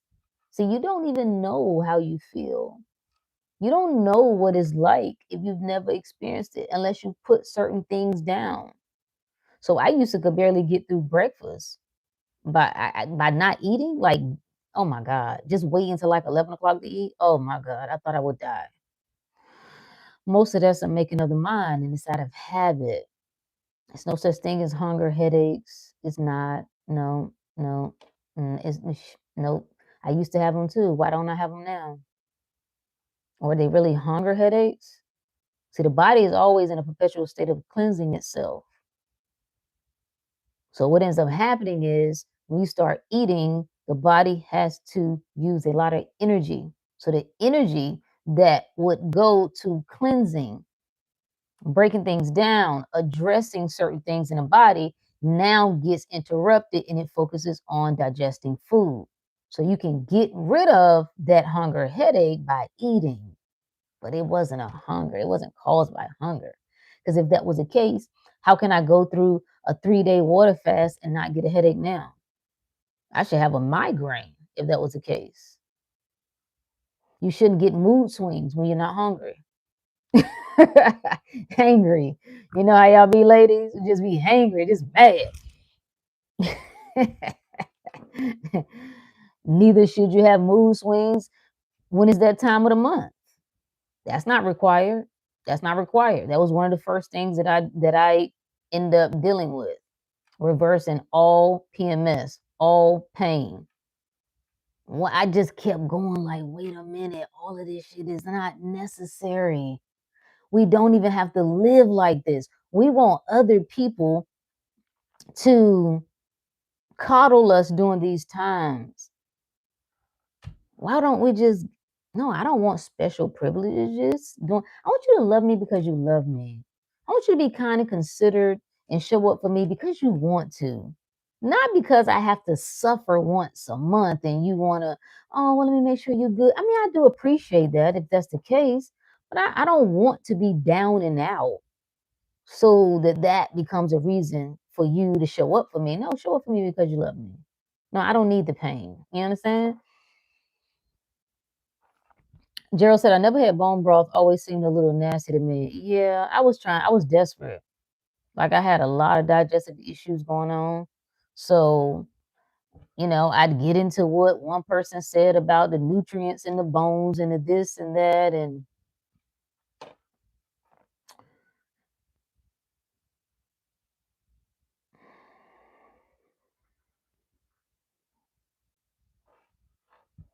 oh yeah?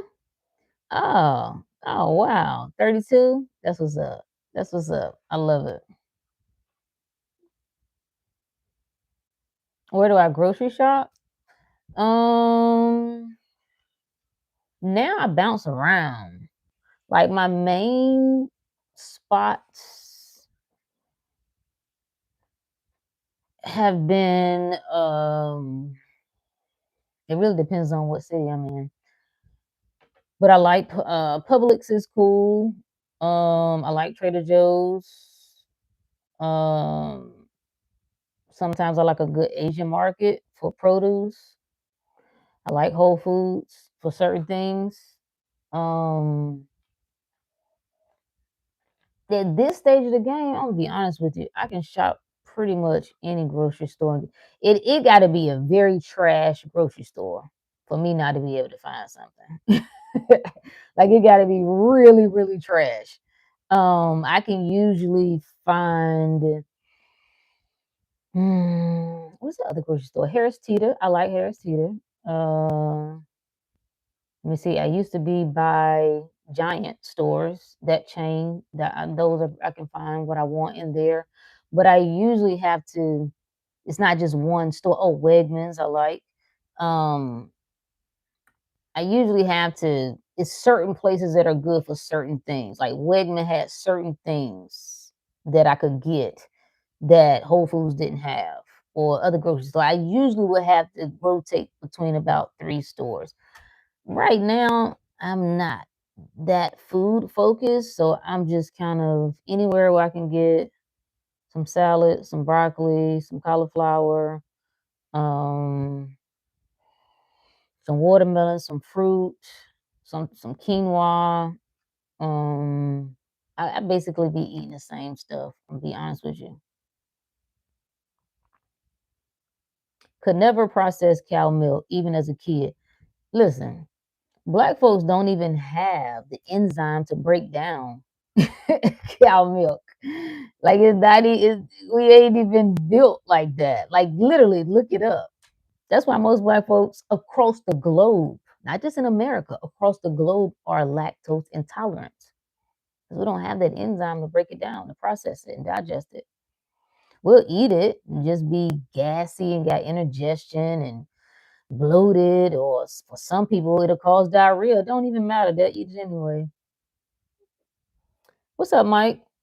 I just watched a doc on Tesla. He even stated that he believed that electric food keeps closer to the divine.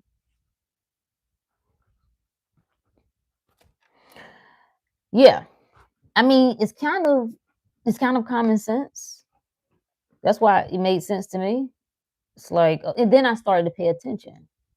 I'm like, whoa, I feel lighter. So I will start going through cleanses. I do challenges. Like, yo, when I'm eating, we're about to do that. The end of July in Inner Circle, we're gonna do a 7-day all raw. And we're gonna work ourselves. We're doing 1 week every month.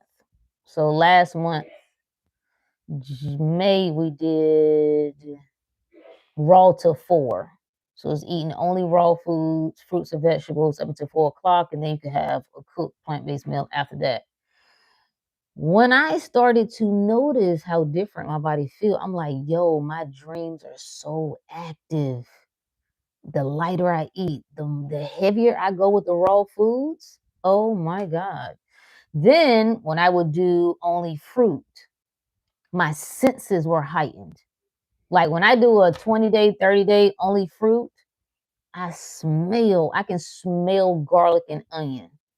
Like I can tell a person on the other side of the room, I'm like, yo, you done had some garlic and onion, ain't you? I don't normally smell that in that way. So my senses are heightened. So it was enough for me to just show myself, like, wait a minute. This is where I like to stay. I like to play here. The electric foods, you got to get into it. Dr. Sebi Ben told you. We were told the grumbling of the belly means starved or headache, so we took it into the physical body. Yep. Hunger headaches used to feel like drug withdrawals. I know. When I first started this process, it was grueling. Grueling. My God, it was grueling. I just couldn't, I felt like a crackhead. It's like, I'm gonna wait to eat till 12 o'clock. Now, so much of this is mental. So much of this is mental. You have trained yourself. It's like the idea of eating at a certain time. Can't nobody tell you ain't no certain time to eat. You have to pay attention to yourself. When are you hungry? When are you hungry? This idea like there's not no set time to eat. You pay attention. You wake up at 5 o'clock and you in the morning, 6 o'clock in the morning, you're already ready to eat. What did you do overnight? Why are you hungry? Are you hungry? Do you know what real hunger is? Questions. I wanted to know myself. I wanted to know what is hunger. I don't even think I know what it is. I can't tell the difference between when am I full? I have overeaten for so long. I don't even know what full is, where I can just push away from the table. Then you got whoopings.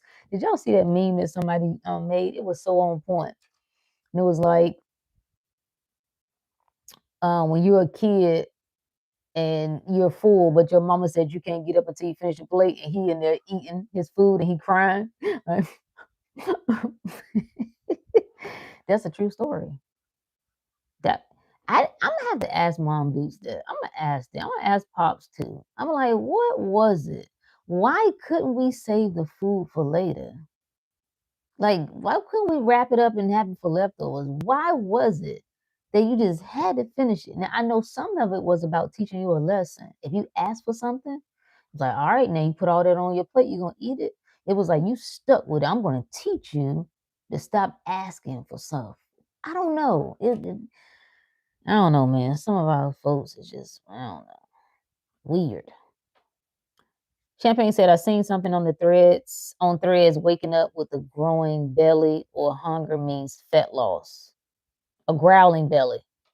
Not, yes. hmm hmm And what is really saying is, especially if that's important to you, like that growling is digestion breaking down. Now, a lot of people's stomach growl because your gut struggles with breaking down the food that you're taking in. It's in there fighting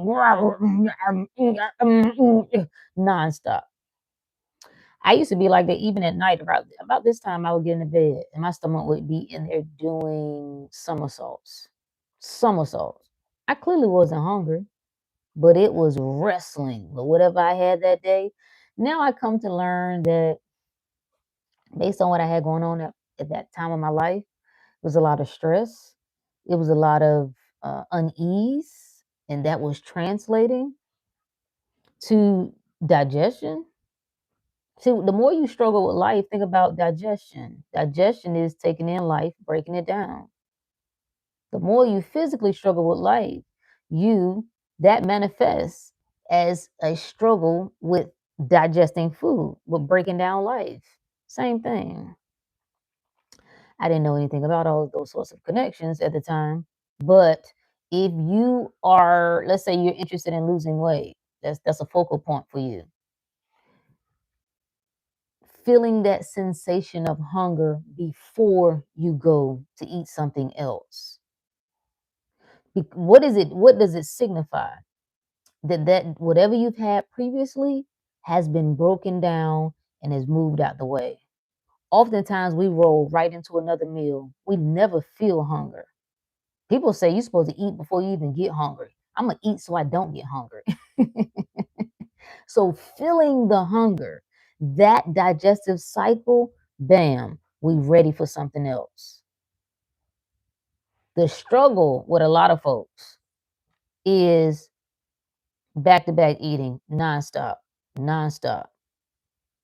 Something that could help a lot of people just cut off eating. Why are you eating after 7 o'clock, 8 o'clock? Why? Why? Why? Especially if you're not even your hours are normal. So by 8 o'clock, 9 o'clock tops. You shouldn't be eating out. What do you need to eat after 9 o'clock for? You've already had dinner. You might have had a little snack after dinner. What else are you eating for? Habit. That's why. Get your butt in the bed. Even if you're watching something, get some water. What you need a snack for? Like a kid.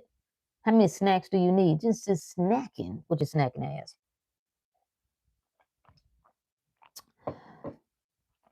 But that's and that essentially that's the idea with intermittent fasting. It's creating a gap between the eating so that the digestive cycle can complete itself. So you stop eating at 7, 8, 9 o'clock. You go to bed until the next morning. Even if you can go into 9 the next morning, that's 12 hours. For a lot of people, that's the only time they stop eating is when they sleep. Otherwise, they eat meals. If they're not eating meals, they're eating chips, nuts, gummy bears, hot fries, chocolate all day, nonstop, nonstop. So practicing that, right? So that you can actually feel that sensation that, yo, okay, we're ready to eat now. Yeah, it's like they felt you were ungrateful if you didn't eat everything on the plate. Yeah, and I struggle with that, you know, as even going to college, man, you don't waste nothing. Like I did not know how to pull away from a table. Like I just kept stuffing. I would slow myself down, talk a little bit, eat more, eat more, eat more. Crazy. Dr. Money Magnet said, I just jump timelines when I need to switch up my food intake to start eating healthier. That's how the healthy foods taste better. I like that. I like that. I'm gonna tell you, a good detox will take care of that too, right? Like just in a physical sense. Um, it'll change your palate. You back up off something for 21 days, 30 days, it's gonna shift your taste. And I've seen this with I had a big love affair with Krispy Kreme donuts. The kind in the grocery store though, not the hot and now, because those the cream would fall off, the glaze fell off, and I didn't like that. There was something about the boxes that they delivered to the grocery stores, right? Man, go get some of them after work. An 8 pack. I have 4 eaten before I even got home. I love them and they love me. We had a great little thing going. The more I started, changing my lifestyle and diet, this was even before. I'm trying to think, is that correct? Before I went all the way plant based, just because I didn't want to, I was just pulling away from processed foods on its own, like just better quality. You ever looking at ingredients? The ingredients list like this long. So, but I loved them. And I remember I told this story before. I went to my parents' house and It had been years since I had one. And they was sitting there on the counter. And I was looking at them and they was looking at me. And I wanted it. I wanted it. And I said to myself, I want to eat one of these donuts. I want to bite it. I want to bite it. And sometimes when you have this strong, strong desire, you know, don't fight it. I took one bite of it, one bite, and immediately spit it out. Tastes nothing like I remember. And I love those. I can't tell you how many I've eaten throughout my life. Spit it out. Didn't even chew it. It's just something about once it hit my taste buds. I never craved it again after that. It didn't. It was like whatever my body remembered, whatever my mind think it remembered about it, is over. It's just rewriting. That's all. Just rewriting it.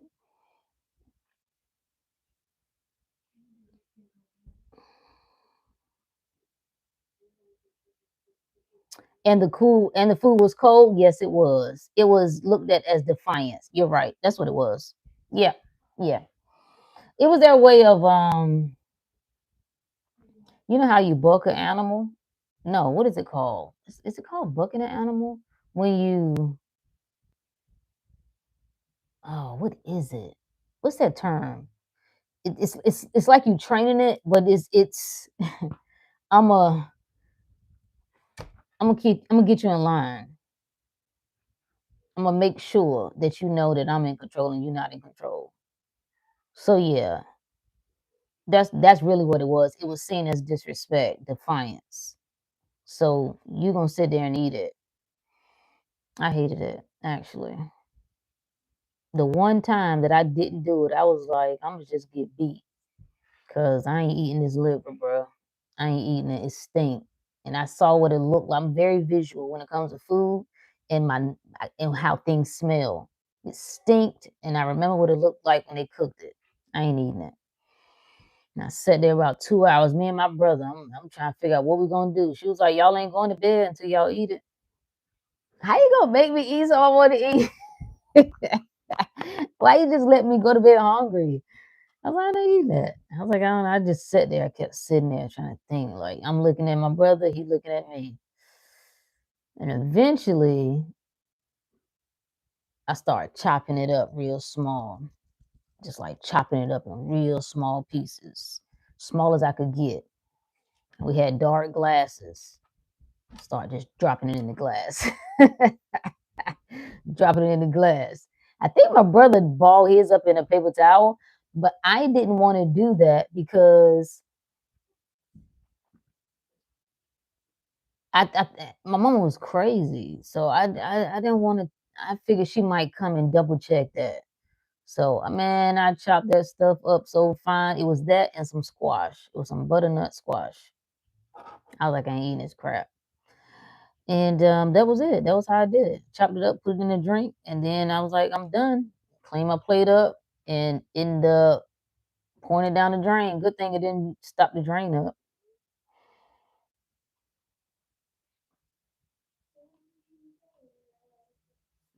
The food consumed had the biggest problem. Most people that consume the sad standard American diet causes inflammation. Yeah.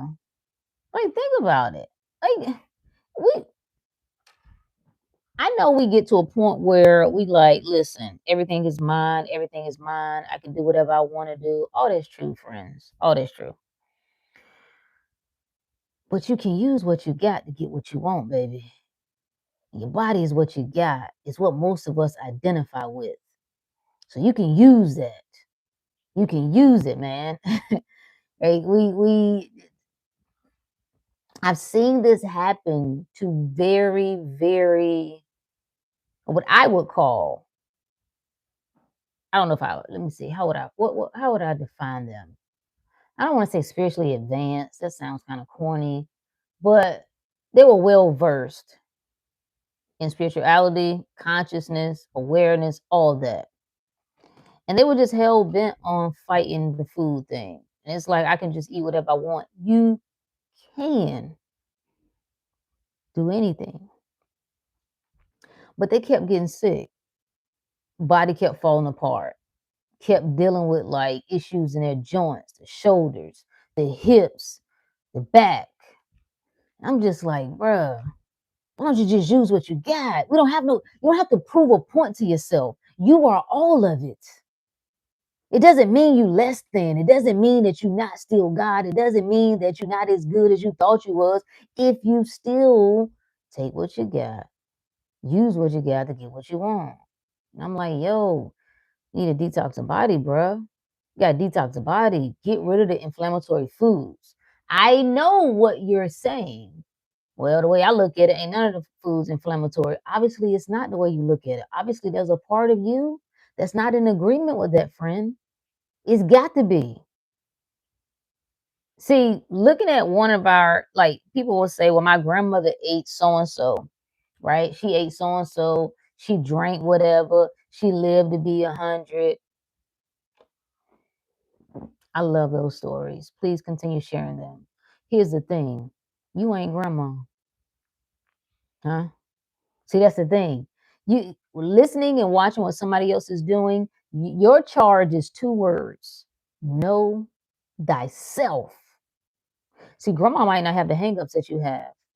Grandma belief in Jesus might have been enough for her to lock into the idea that nothing brings harm to me. That might have been enough. You might question that. So you go and try to drink what she drank and eat what she ate, and you're gonna have diabetes. You're gonna have a big back with some high cholesterol. You understand? So use what you got to get what you want. And if I tell anybody, start with what you're putting in your mouth. If so-called mastering, training this mind, what better way than starting with your food? Oh, that food gonna expose something to you. Oh my God, do a good challenge. Do it. See. When you try to tell yourself no, when you say, I'm only going to eat this, see what comes up. Do you panic? Do you get antsy? Do you get stressed out? Do you get angry? Do you get pissed off?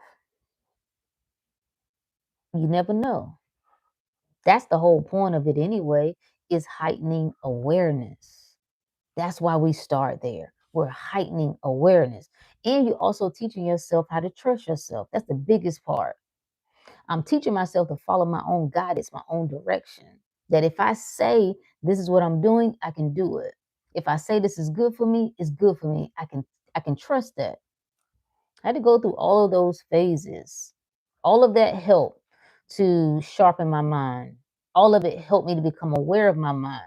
There were times when different things that I might have had, like I could do a detox and my body is like out of control. Like my heart is racing. Things that would normally invoke fear. During those times, I gotta coach myself through that. Right? I know I'm good. I know I'm taken care of. I know my body knows best. I know my body would never bring harm to me. I know my body would never work against me. This is what you train during those times. I know I can trust myself. That's what you heighten when you do that. So it's so much more than just the physical food that you're taking in. It's the whole practice itself. But yeah, a lot of people would benefit themselves. Like you gotta like cut out the bull, cut out the processed food. Just see. Especially if you're dealing with weight issues, inflammation, arthritis, which is inflammation, uh, sleep issues, uh, low libido, impotence, fill in the blank. Yeah. Tanisha said my grandma almost made me crash my car over that hot light. Listen, then people didn't play around with that hot and now sign. You hear me? Michael said that they ate what they wanted 59 years ago, and it was also different cows, chickens, the supply is different. I think that's part of it, but I also think is mindset. The smarter we've gotten, See, the more you learn, the more aware you become. It gets interesting, friend. Ignorance is bliss. It is. See, the more you become aware of, the more you must define, the more you must give meaning to. So some of them were locked in here. This is the way life works. This is what's good for me. See, awareness. Everybody think when they're on a campaign, oh, um, lupus awareness, cancer awareness, blah blah blah awareness. I guess. I guess. See, they wasn't aware of those dangers. You were aware of the dangers. Now you gonna have to decide what that means. You got to either rewrite that, or that now stands as an opposition to you. It now stands as a belief and truth for you. They weren't concerned about what somebody was putting in their food. They know nothing about that. And their religions, for many of them, serve them. Whether we agree with it or not, whether we think it's all hogwash or not. Grandma believed in that white Jesus that she had hanging up on her wall. See? Don't matter what it is. If I believe that's what keeps me safe, baby, and I pray to it morning, noon, and night, then it is so. It's still me that gave it power. But I assigned it that meaning, so bam, it's true for me. So I think it's we're living out of order. And we can't compare ourselves to our grandparents because we're more aware. We're more aware. We're more aware that more is possible. This is why people are suffering now at their jobs. They be like, oh, our grandparents, they worked jobs they hated for 50 years. They weren't aware that they could do anything different. You now aware that you can do something different. That's why it's driving you insane. Yeah, they stayed married for 60 years. They weren't aware they could do anything different. They thought they were stuck. Some of them. We know not all. Let's make that clear. You now are aware.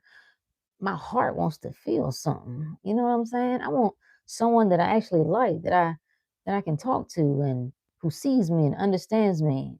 That we do more than just share money and bills together. We do more than just share a bed together.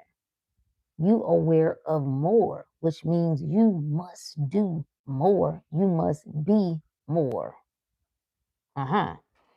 When you go against that, the body suffers. When you deny self, the body suffers. So it's no comparison for nobody, what nobody else did 50 years ago, 60 years ago, 90 years ago. No. What you doing now? What works for you now? Because if you could live like them, you'd be living like them. Aboop. Hey, Sid, if you could live like them, you would be living like them. But you can't, can you? Which means you're going to have to do something. So, mindful eating, yeah. What is mindful? Like, what is it though?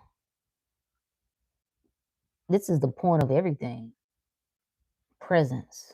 Mindful eating is being present. And you take that, you heighten that, you develop that, you make that a practice, and now that spirals off into other things. When I'm in my shower, say, are you there or are you somewhere else? Are you just right there with the soap, with your body, or have you drifted off somewhere? When you sit down to, people can't even watch a movie now without being on their phone. I find that so interesting. When they sit down to watch things, that they're also on the phone at the same time. Sometimes scrolling, sometimes it's checking, like it's presence right here, right now. That is very vital for you to make that an active part of your of your practice. And again, it spirals off into everything that else that we do.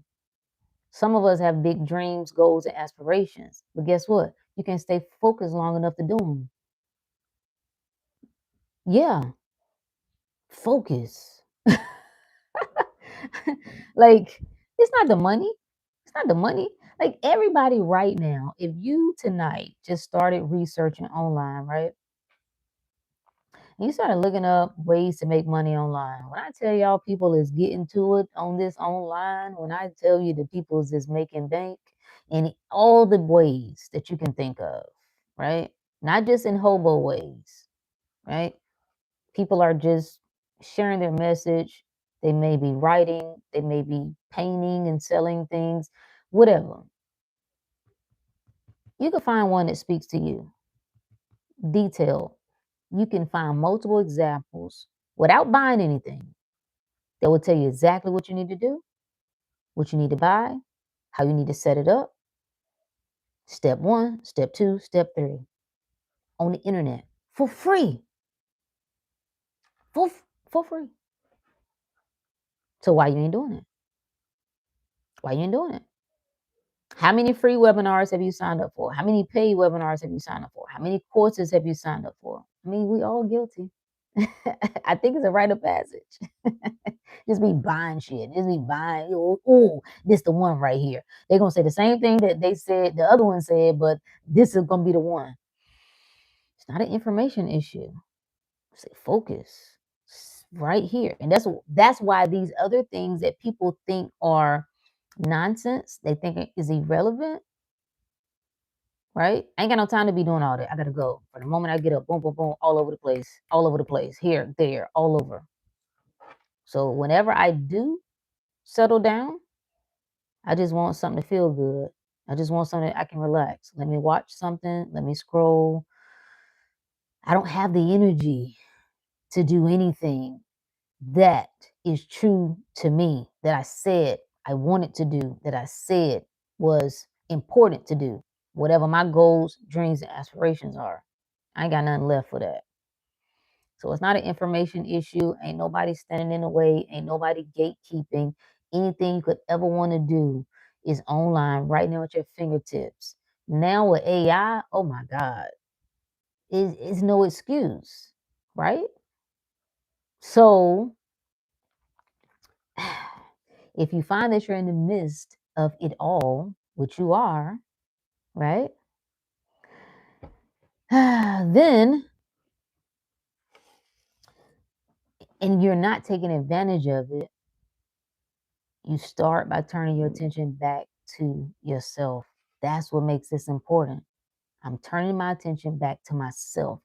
I'm not getting, oh, uh-oh. I'm not getting caught up in where I'm not, what's not working. No, we don't go there. I don't even care about what things look like at the moment. I'm just charting a new path, put my attention back on myself. And then I'm letting that do what it needs to do. Emilian, my friend, thank you so much for the super chat. Hola, let's see. You're the oh, he on the move. My friend is on the move. Yes, yes. I love it. I love it. I love it. At the airport. I love it. Oh, to go see the lady. Oh, nice. Nice. Nice. Sharon said, all the older folks say nobody wants to work anymore. No, people just don't want to go to a job they dislike just to pay bills and die. Yeah. I mean, people are uninspired right now. I think that's a big part of it. People are uninspired. Um, they don't have a sense of purpose. Everything seems useless. When you buy into narratives that, hey, the people with the money is running everything, they controlling everything, no matter what you do, stuff gonna continue to get higher. No matter how much you work, there's nothing. It's like I don't care. It's like whatever. I'm gonna just do whatever. That's a soul issue. That's what that is. That's why we can talk about all the solutions we want to talk about. It's jobs available right now. I know people who are saying they're hiring. They don't. It's hard to find the people that they want, or the people that they need. So it's not that jobs aren't available. Nope. And I think that's the worst. One of the worst things that can happen is you lose your zest for life. You lose your desire. I think it's part of sometimes the transition that we go through. that we're trying to find our footing again, which is why, what else do you have? This, like, it's no matter how many ways we spend this, it's going to always be about the mind. That's what I'm saying. You have to make that a priority. How you speak to yourself, how you talk to yourself, what you expect. Pulling away from any stories of pity and misery and suffering and what didn't work and the trauma, and listening to other people, ugh, tell their stinky stories. Mike said, I don't give a F who in office, what gas prices, what fears they pose. I am always good, and I always had this idealism, even without statements. I love it. I love it. Emilio said, when you're drinking too much coffee, you know something wrong. You're losing your zest for life. They ain't gonna like that one. The coffee drinkers are not gonna like that one. It's little things that you start to pay attention to. Don't judge yourself. Don't even start to try to fix a whole bunch of stuff. Just ask yourself, why do I think I can't have energy without this? Why do I think this is necessary? Why do I think life is over? Why do I think? I heard somebody say, well, I ain't gonna never be able to retire. Why would you say that? Ask yourself, why do I think that? Where did I get that idea from? Who told me that?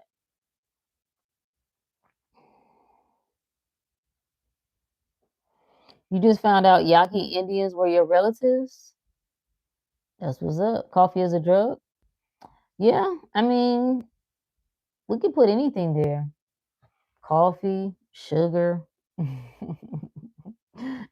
salt, fat. um, I think people's obsession with it as if it's required or necessary. Some people just addicted to the caffeine and they don't know it. They're just addicted to it. So you got to decide if you're curious and seeing, who am I without this? Who am I without this? Only you can be curious about that. Who am I without this? I don't know. Let me see. Can you stop? 7 days? Can you go without it? No, yes. If no, why not? Why you can't go without it?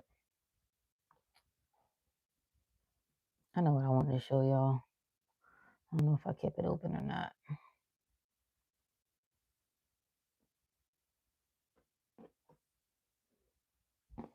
Your grandma was pure Yaqui from Sonora, Mexico. Dope. I used to tell myself that. I think I was lying. I don't know. I can't. I stopped, y'all. Like when I say I stopped with history, I also stopped with my own. People got deep into trying to do the family tree and um that whole ancestry DNA, you try to find out. That always seemed very weird to me. I was like, so I'm just randomly sending my DNA to some office, some lab I don't know nothing about, and they're going to accurately tell me my ancestry. No, no, I'm good. I just told myself I'm from everywhere. I'm from everywhere. All of everything is me. I am all of everything. The end. I'm from every country, every nationality, every race. That's so. Did I ever do it? Nope. I won't send them people nothing. Again, it didn't make sense to me. And then we come to find out just this year what they did with it. What common sense says they would do with it. They sold it. They sold your information, sold your DNA. No. And I don't believe in the accuracy of that anyway. I don't need you to tell me who I am. I just don't need it. I know people are fascinated with different things, and I'm not against it. You definitely have to lean into what makes sense to you. Oh, wait a minute. Is that it? Okay. Yeah. Um, if you find that you're on this endless search for more, that's where I say just turn your attention to yourself. The mind is the only thing that continues to seek more. It's useful, yes, but it keeps asking more questions, which leads to more questions, which leads to more questions, and more and more and more and more. At a certain point, you have to decide what's the role you're gonna play on this planet. I'm God. I'm not getting caught up in all this human stuff. I like to play the human game, I do, but I ain't obsessing about things that I don't know. It's like playing the game of life in a higher level, more difficult level. Yeah, yeah.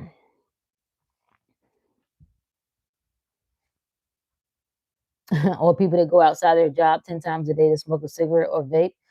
And I'm gonna be honest with you. I think sometimes people need things, man. I think it's enough to get them through the day. I think it's enough sometimes to get them to keep it kicking, keeping the can kicking, so to speak. So I understand it.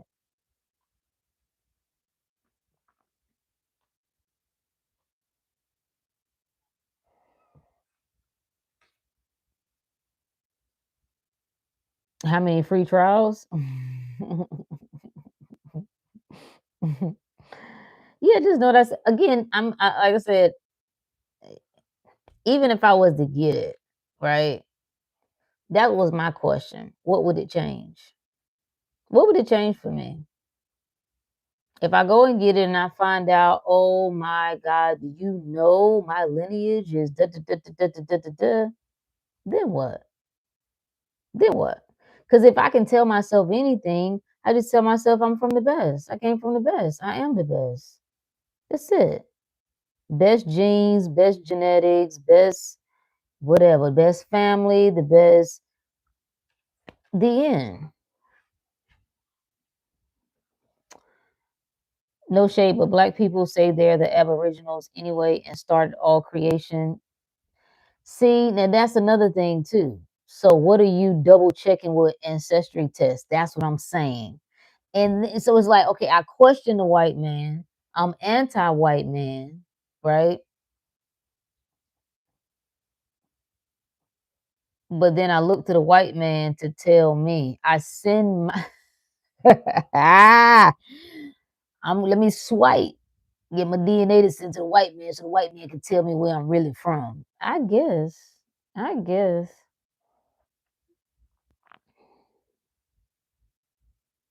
Came from the stars, wolf, that's even better. That's even better. Even better. You don't want the smoke? Well, I want the smoke. I want all of it. Cause I'm like, cut it. Let's get to the bottom of this thing. Let's get to the thick of it. What's really happening here? What you really saying? Because you're talking out of both sides of your neck. Why won't you just step into it? What if you decide this is a great point here. What if you decided I don't need to do nothing else? I don't need no more verifications. I don't need no more confirmations. I don't need the physical world to validate nothing else for me. I am the best. I am the greatest. I am all power. I am all strength. I am everything. The beginning and the end. The end. What if you just did that? What if you just did that? What would that look like? How would that change things? It would. It would. You free, man. You free. You don't need nobody else. Because let's just say you found out, and this did happen. I can't remember. It was an influencer who was devastated to find out he was so pro black and he found out he had white. I don't know if European, whatever. I don't know what the percentage was. And he just couldn't believe it. And I'm like, now that you found that out, is that going to change how you see yourself? Is that going to change what you say about yourself? I guess. I guess. I'm so grateful that I'm so glad that I'm aware that I'm in a VR experience. Younger me thought everything was the end of the world. Yeah, many of us did. Many of us did. Many of us did. Great idea. When it comes to smoke, each time I may pick one up, I shall ask, what am I without this? I shall keep you guys updated. Oh, I love that. Yeah, let us know. And again, it's not from a point of judging, condemning. It's just self-check within you. What am I doing? Am I happy with it? Am I satisfied with this? Is this true to me?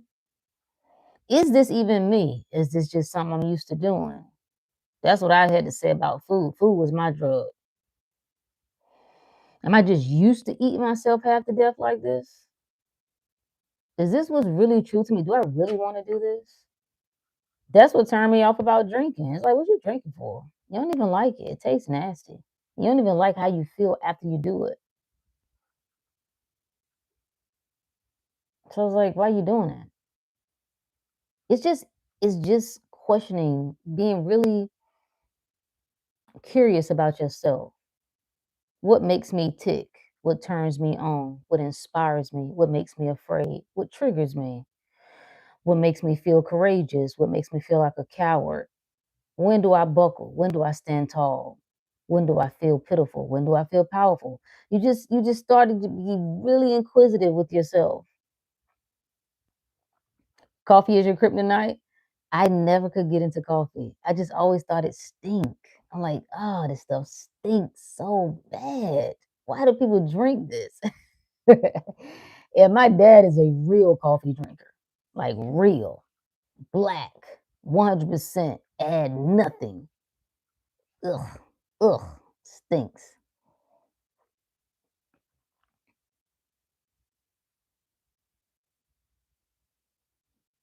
Thank you. Thank you. There we go. Emilio said it. Thank you for the super chat, my friend. I am God and there's no one else. I'm not listening to these people. Why y'all listen to these people? Why are we double minded?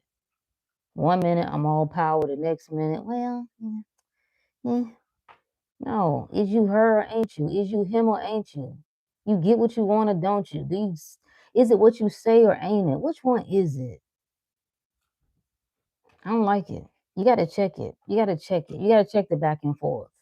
Because if you really was certain of your power, if you was certain that your life is signed, sealed, and delivered, why would you ever trip about anything? Church people would say it. They would say, don't pray. If you're going to pray, don't worry. If you're going to worry, don't pray. So if you're going to talk this heavy talk, why you tripping? If you know your life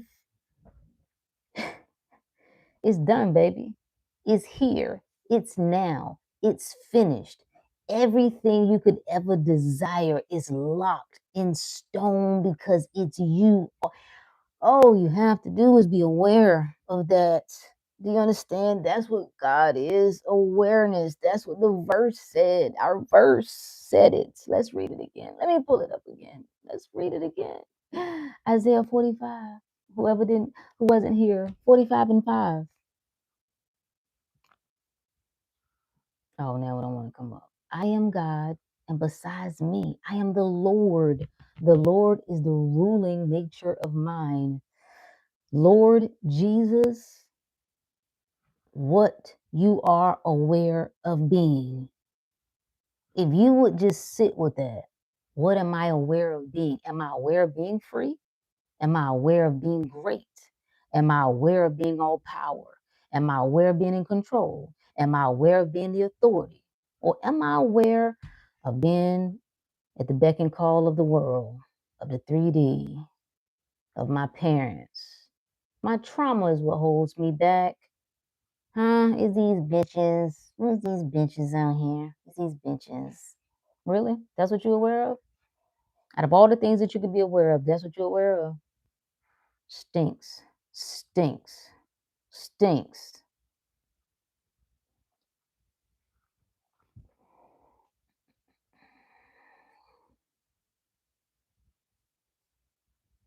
See, it said stinks, but 0 calories. What's that? The coffee? It's definitely not the worst now. I'm gonna tell you that. I'm not suggesting that at all. I just never got it. I never got into it. So there are a lot of worse things that you can have other than coffee. I used to smoke a lot with Henny. It was my reason, and also coffee. Now I've kicked both coffee and Henny, so it makes all awareness. Listen, that Henny boy. Mm, I never been no big Henny drinker, even when I was drinking. I don't know. I feel like God wanted to experience a little razzle dazzle, hence double mindedness. That's duality. That's why it don't make no sense to be mad at it. It don't make no sense to bang with it. You know what I'm saying? It makes no sense to be in your feelings about what you are experiencing in the physical sense, in the physical world. Why? This is part of it. What's the point of it? To experience it. To experience it. The point of the love is to experience the love and to decide if you will choose it. The point of experiencing the pain is to experience the pain and decide if you will choose that. Once you experience it, you become aware. Right? That's the whole point of it. That is what is seeking awareness. That is seeking expression through you. You experience it, and bam, I've become aware of it. Now, as a conscious creator, you get to decide if you will choose that. Life says to you, will you let me love you? Huh? Life says to you, will you let me provide peace and well being for you? Yes or no? Yes or no? Yes or no? We experience wonderful things and then get scared. It can't be this great.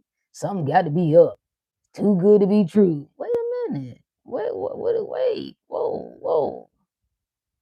Will you say yes? The answer is always yes. The answer is always yes. Elise is back. Elise, what was you doing? You don't went and cook dinner, clean the kitchen, put the kids to bed. I like that. Service the husband. I know that's right. I know that's right.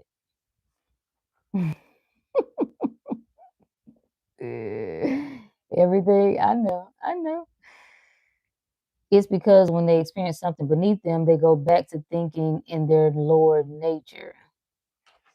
Wait, what was that about? I think that's where most people get stuck.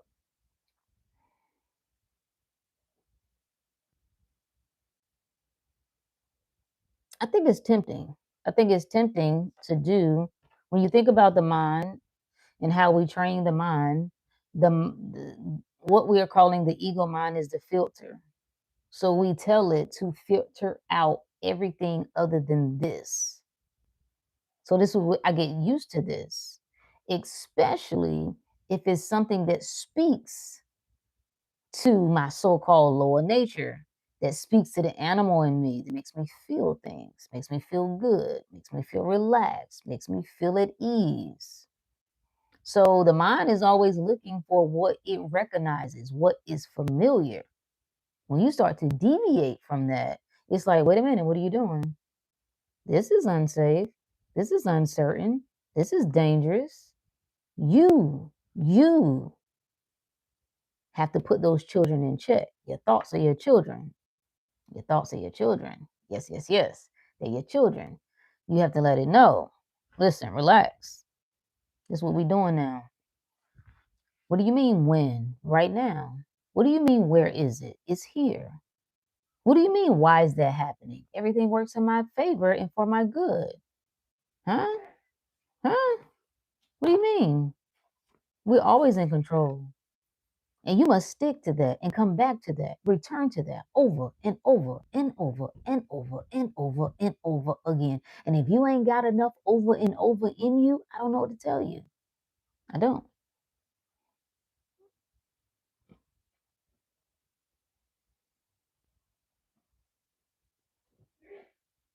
I don't even, I want to go back to that part, like thinking in your lower nature.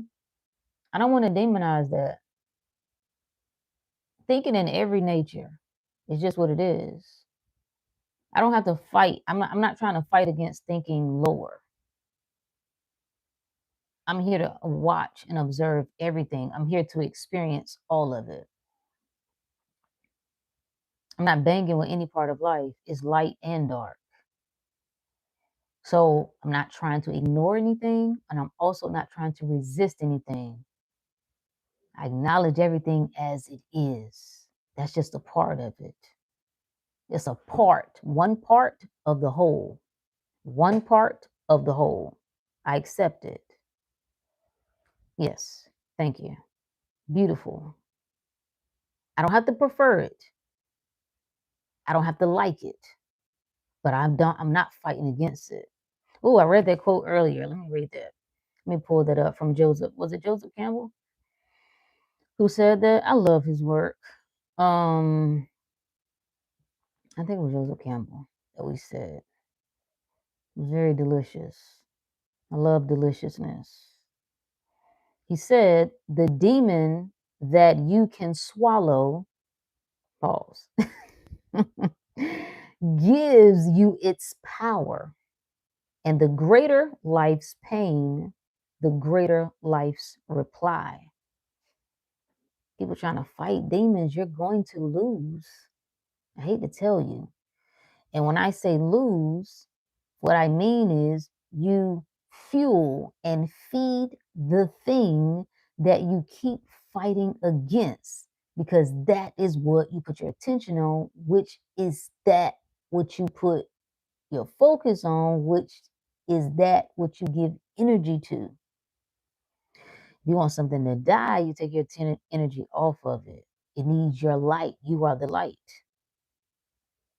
In the beginning. In the beginning. Oh, wait. I got stuck. Wait, why is that popping over? Okay, no, that's something else. It feels good to choose to change for the better. Only we know what we have to stop doing, start doing, how to be. It's a good feeling. Even when the old thoughts come up, to go back, it feels good. Yeah. I promise you, the only thing that can ever so-called keep you stuck is fighting against what is. It's a story you keep telling about how little you are, how weak you are, how incapable you are, how stuck you are, how not ready you are, how you don't have enough money, how blah, blah, blah, blah, blah. That's all it is. The law of nature is a part of the game. It is.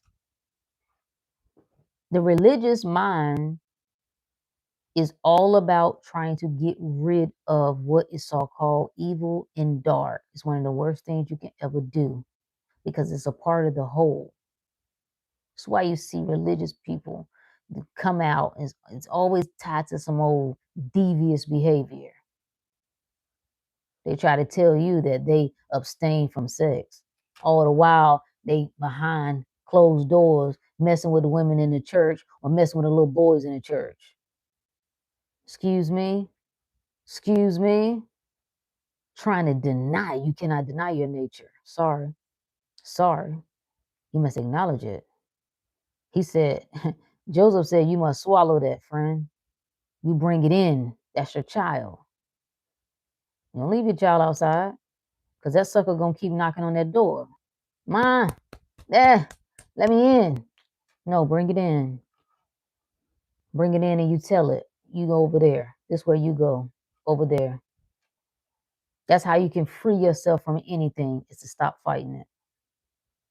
Oof. If you can catch it. If you can catch it. Super pause.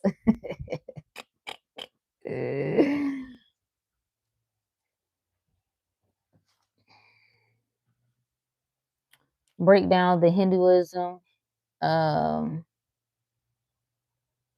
mentality with people who think life is always supposed to be butterfly and roses with no darkness. Is that a cop out? Yeah. See, my preference. I don't prefer, and I don't think about darkness. I don't think about things going wrong. I don't think about things not working in my favor. I think about the beauty of life.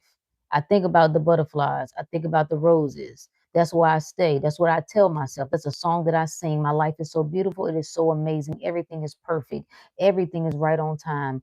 Everything is absolutely working in my favor to my good. I only experience the best in life, the best people, the best places, the best things. These are the things that I tell myself because that's my preference.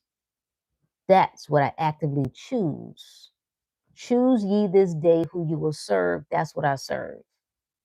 However, if I happen to notice ugliness, darkness, wickedness, suffering, pain, maybe my own, doesn't change what I chose.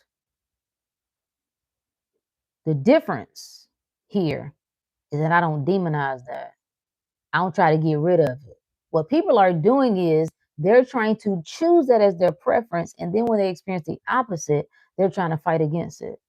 They like, nah, I shouldn't be feeling this way. Now I got to get something. Now I need a pill because I'm feeling depressed. No, I don't know. It's just I'm in a tough spot. And it's no, let it be.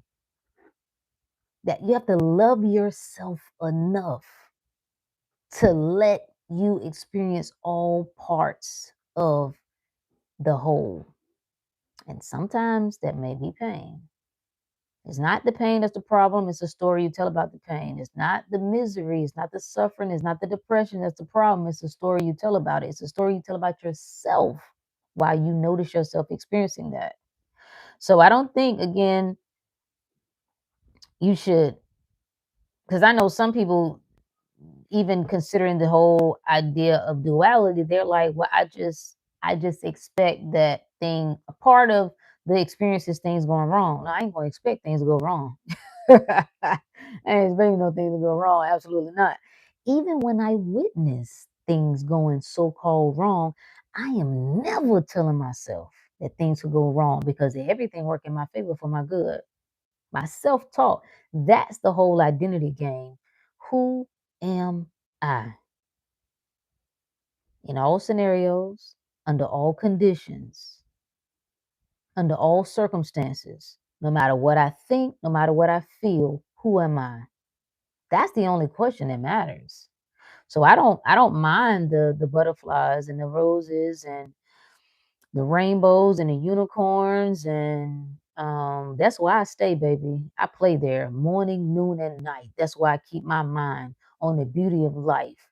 I'm constantly flashing to those images of me laughing, loving, having a good time, meeting amazing people, engaging with amazing people, visiting amazing places. That's why I stay. If I notice something that's contrary to that, I don't change the story. I stick to the mother story. And the story is my life is perfect. My life is a paradise. Everything is perfect. What I have personally found is the more that I do that, the less I see the ugly. The more I do that, the less I see the darkness. The less I notice the so called evil, the less I encounter things that seem to be disruptive or out of order, so to speak.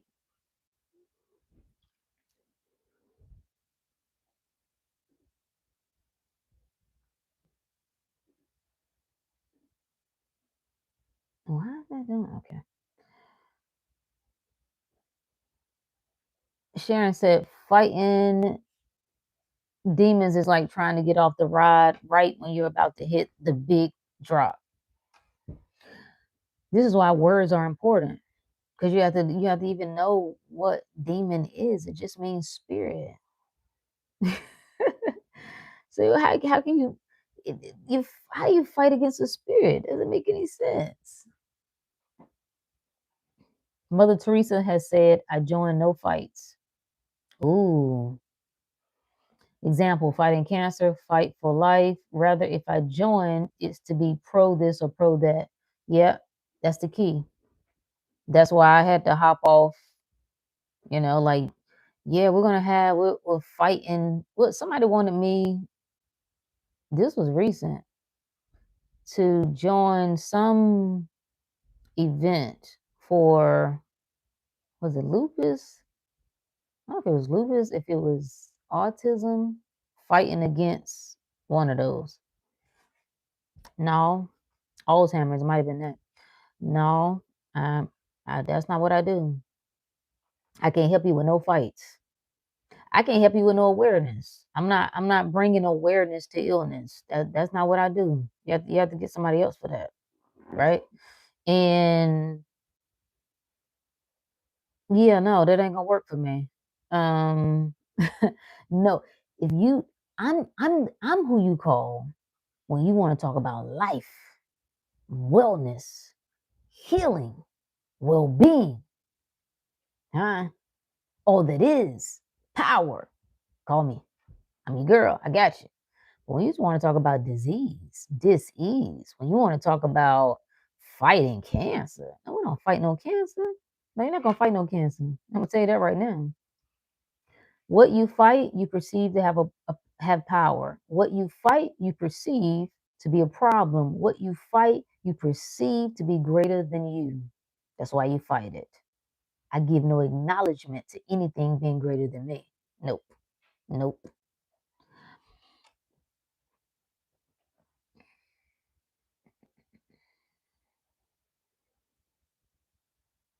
Wait, what?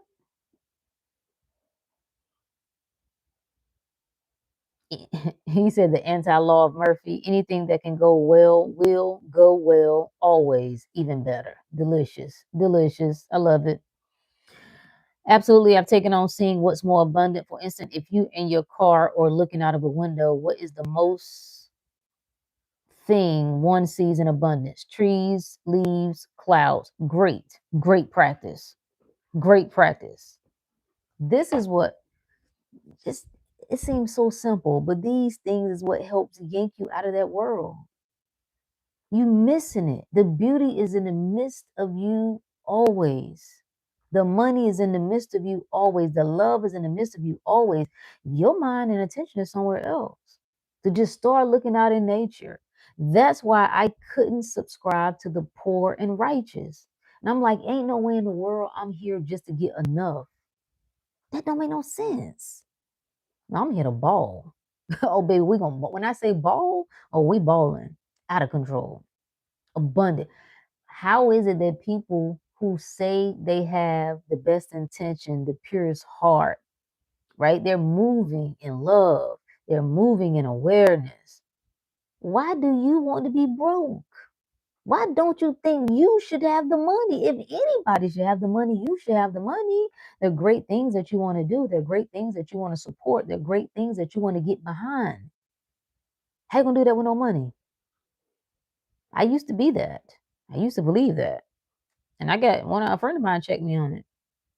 Now you want to do all this stuff? Yeah, how you gonna do it without no money?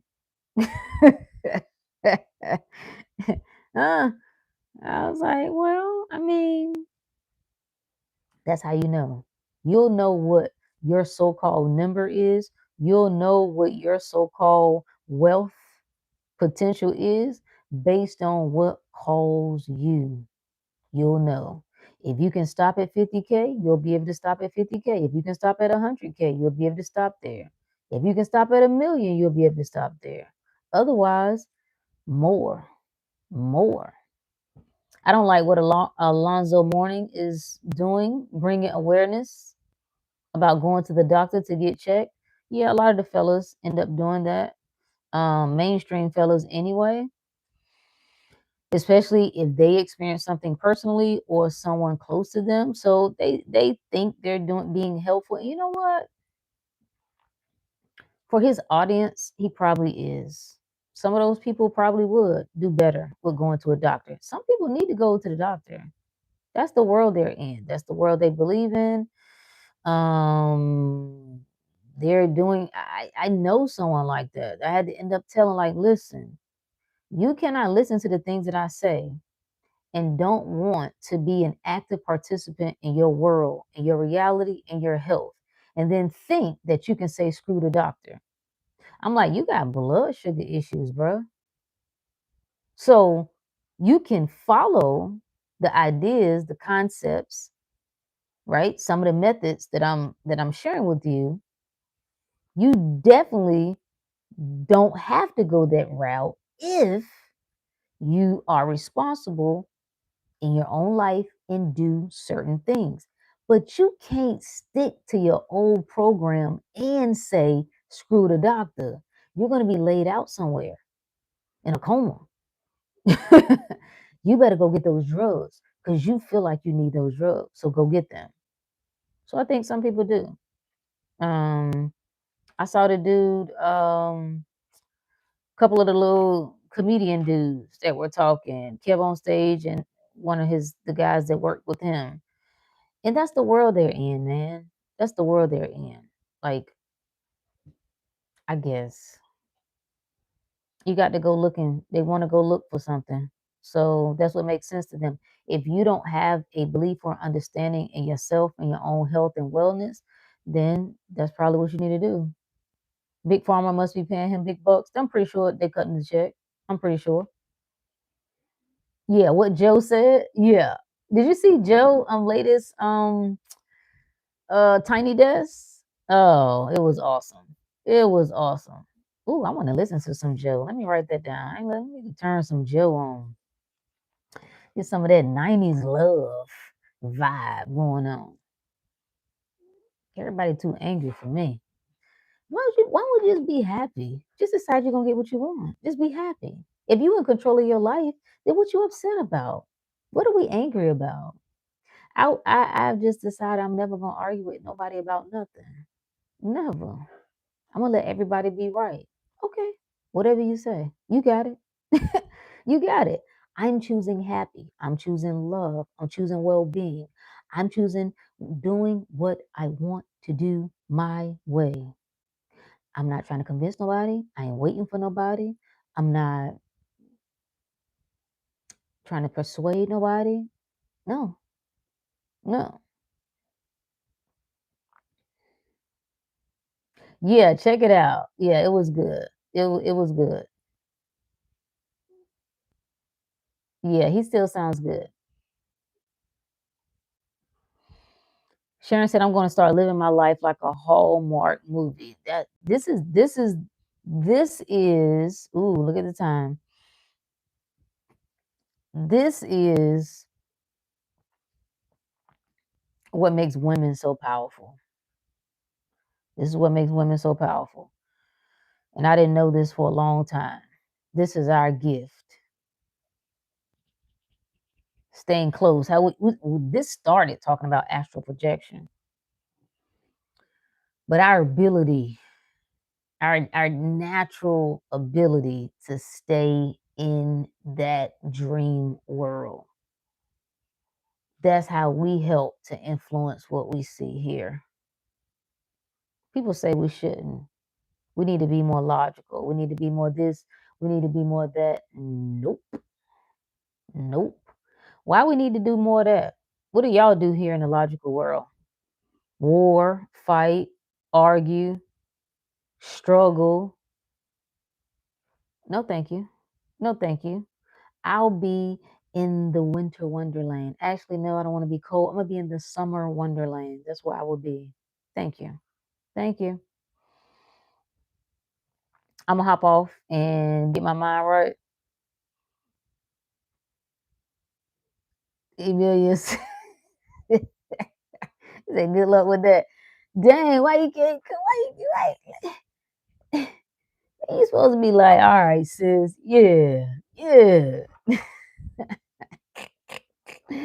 Hey, Kiara.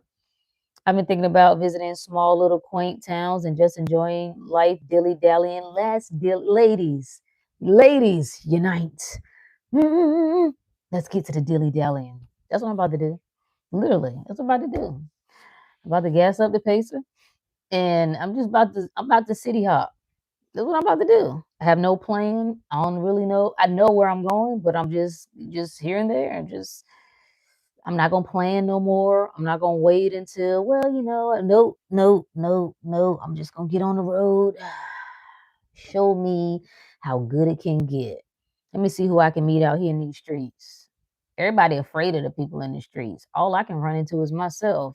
So I want to see all the glory. I want to see all the wonderful people who have had wonderful experiences, who have. I talked to this lady. I need to go get a new battery, and I had an 8-year warranty on my battery. So I was calling the dealership, like, just trying to figure out how much it's gonna be, so I can figure out which one I want to go to. And when I tell you, the lady was so pleasant. I mean, she was so pleasant. We couldn't figure out, for whatever reason, it took her a while to get to my particular warranty. But she was so pleasant and patient. Oh, no problem. And I just hung up the phone and I'm like, this is my reality. This who I run into. The best, because I'm the best. I don't have the same problems that everybody else has. I love that for me. I love that for me. I have prioritized this. I have made nothing else more important than thinking in my favor. I have dedicated my life to this. Oh man, it's the greatest investment I've ever made. Any money that it appears as though I've lost, any opportunities that it appears as though I let slide through the cracks because I prioritize me, good. Any people that have fallen off, good. I love it. I'm better than I've ever been. And it feels amazing. And I just decided, just go. Just do everything you want to do. Everything. Learn salsa, archery, the violin, Spanish, Latin, everything that I've ever wanted to do, I'm just going to do it. I'm not listening to no niggas who have died on the scene, whose hearts have gone cold. They have no fire left in them. Ugh. You're miserable because you've convinced yourself that you stuck, because you're too afraid to leave your life, as if you couldn't just wake up right now, this moment, today, and decide, I've had enough. I've had enough living like this. I ain't giving the world not another minute of my life. I ain't giving these people, I don't owe them nothing. See, this is you dealing with yourself. Ain't nobody holding you back. Ain't nobody taking nothing from you. That's you. You doing that. You have lied to yourself. You continue to lie to yourself. And that's why you suffer. Woo. And whenever you get tired of that, these are the conversations I've had to myself many times. Because every time I said I was done, I thought I was done, but I really wasn't. I still was hanging on to a little bit more.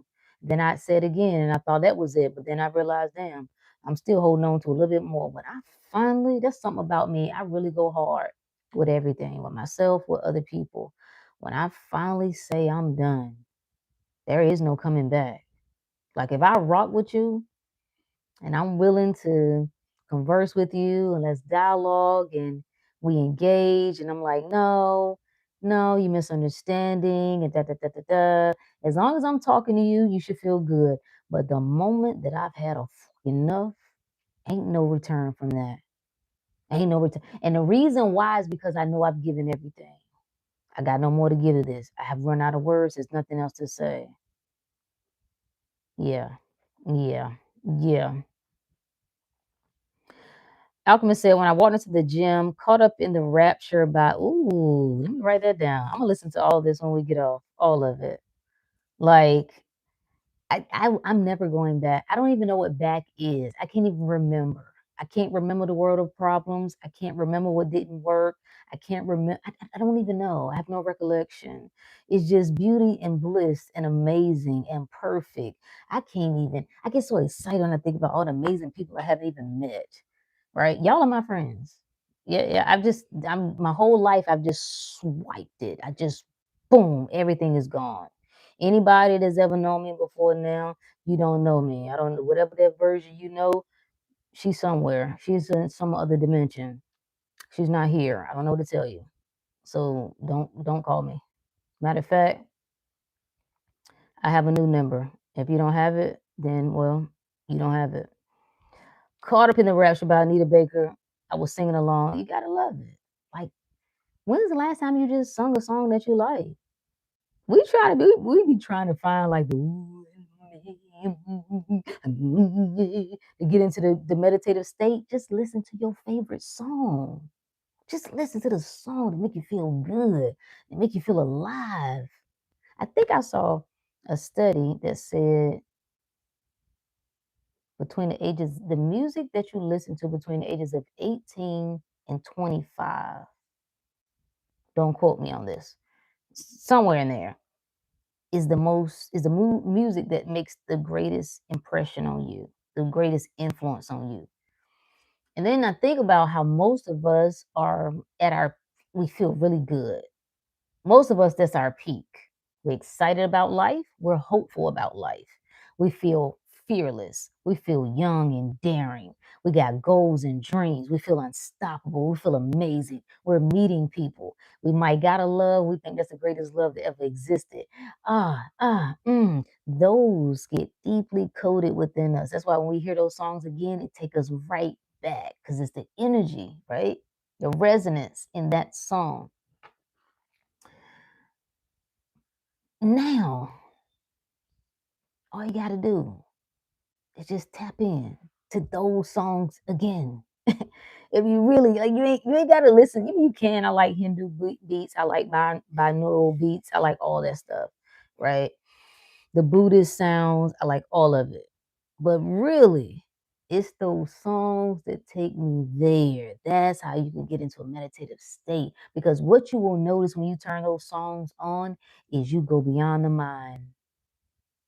See, sometimes when you're trying to go to some of those established meditation tapes, you trying to force it. Like, okay, all right, I shouldn't be thinking about that. Okay, let me guide my mind, my attention. Okay, oh, battery going dead. Okay, let me do no problem. All that's cool. But when you get to the songs that you already know in your heart and soul, you automatically, it's like you could be in the middle of working. Oh, that was my song. Right there. That's meditation, y'all. Mm. Go to sleep like that, listening to your favorite song. Just listening to it, just going right back to that summer of 95, that summer of 99, that summer of 2009, whatever year it was, that summer of 69, whatever.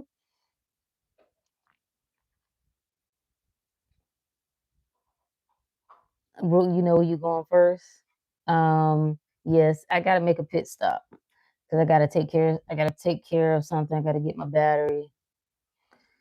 I think I'm about to just buy me a new whip, honestly. I feel newness on me. I feel like to be traveling on the road. I just need something new because I like new, you know what I'm saying? I like how it feels, you know. Uh no, she ain't going there first. What y'all talking about? Good point. Small city tip. Next month I'll be in Belize. The overtone of the city. Come on. Yes. I like it.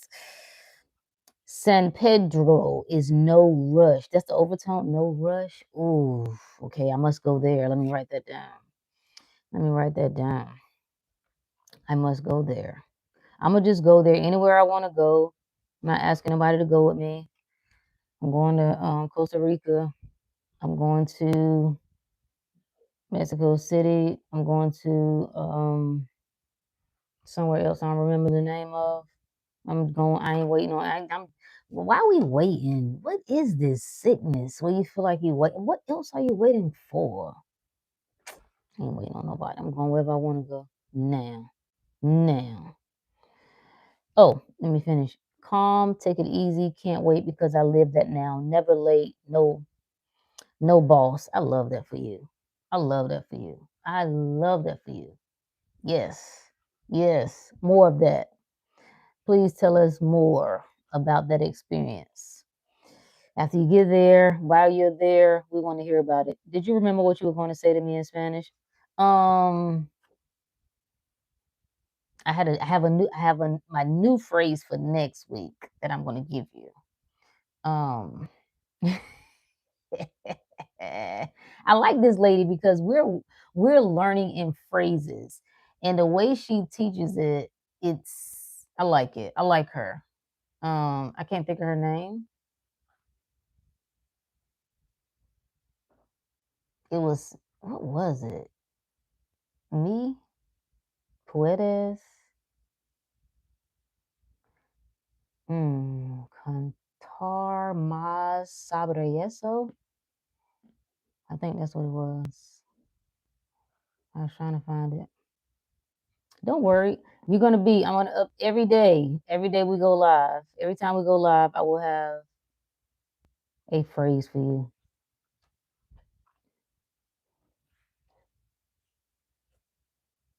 Yeah. Yeah. This is how I feel about still being in my hometown, knowing there is more out there for me. You'll know, Sharon, you know. You know when something greater calls you. Yeah, you know. You don't see gang stalkers. What is that? Tanisha says I've been playing Mango Butter by Duran over and over. I know I don't know if I know that. I mean, I know him just based on people sharing his stuff, but I'm not familiar with his music. Heavy on a playlist that make you feel good? Well, let me write it down then. Shoot, let me see. We will check it out. Mango butter. I mean, I like the butters. I like the shea butters, the mango butters, the coconut butters. So, we'll write it down. Thank you. Oh, little Boosie? Yeah, we definitely got a little Boosie, and we got to have the little Boosie. We got to have the little Boosie. We got to have little Gucci, little Jeezy. Yeah. You was listening to slow jams? Yeah, me too. What the local, like, my saving grace was like music saved my life. I really hated a lot of my time as growing up in my mama's house. just, it just was over the top. Me and my sister started this. They put in the mail. They sent out this little. It was similar to what they give out in school, but it was like you could do your own fundraising. So it was a book that you could take around to your neighborhood or wherever and get people to buy things. And if you sold enough things, you'd have enough to get prizes or whatever. So I had my mind set on this little radio. It wasn't officially a boom box because it didn't have great sound. It only had one little speaker and then it had a cassette player, but it was enough. So my sister, something else she wanted up there. So we was like, okay, if we sell this amount, I'll be able to get the radio and you can get that. Boy, we went down our little street, sold our little stuff. I don't know what it was, candy, nuts, or something like that. And every night, the quiet storm would come on.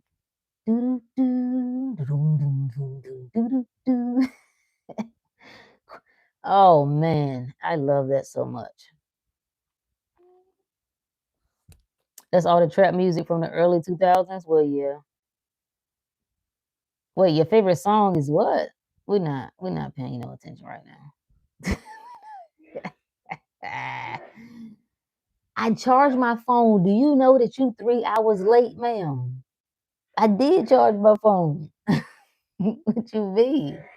I'm on 7%.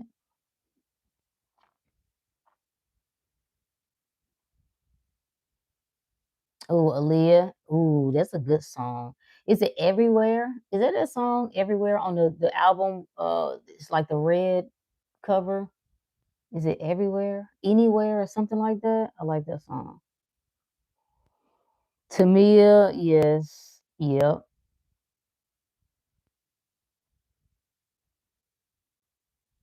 Mm,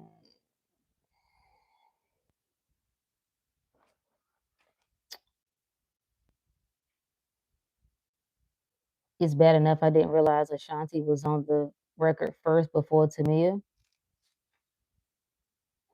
Did I know that? I don't know if I knew that or not. Mm, I don't know. I still think, well, it was still good. Yeah, I like Tamia anyway. Um, it don't matter. Don't nobody remember, so it don't matter. It don't even matter to do it. Anyway, that's a great way. Yeah, that's a great way to close it out. All right. Get into what feels good for you that takes you there. Right? Music is a great vehicle to take you there. If love is important to you, then get into a loving relationship with life, right? Get in a real sensual relationship with life where you're listening to these songs. And it doesn't mean that you necessarily have to have a physical person with you at the moment, but you're embodying that energy, that state of being loved because you are loved, because you are love. You are. Yeah, she told us she was leaving to get her mind right. I actually believed her. I actually believed her. You see? Mm, mm. See? Even a God slips sometimes. Yeah, high vibrations, right? Getting you in that state of mind, and it pulls you away. And I think is why I've always had a desire, a taste for older music, like 60s, 70s, 80s. And it wasn't just because my mother was playing it, because by the time I was 5, my mother got in the church, and then we couldn't listen to none of that stuff no more. But I naturally gravitated towards those songs, and I knew some of those songs, which was strange. I'm like, I don't know how I know these songs. All those songs would speak to me, most of them anyway. Some of them was real hobo-ish when you listen to the lyrics. It's like, wait a minute, like, what was that song with Shirley? Hey, this is Shirley. You know that man you sleeping with? You know that car he drive? You know that something, something? I paid for that. What? Girl, no ma'am. No ma'am.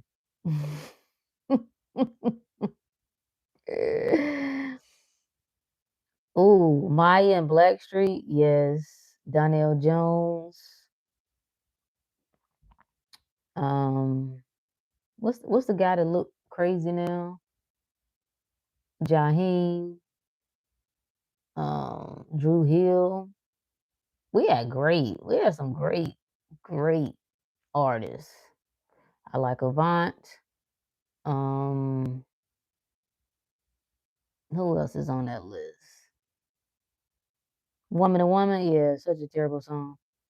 Yeah, Desperate Life. Yeah, you can keep that. I don't want none of that.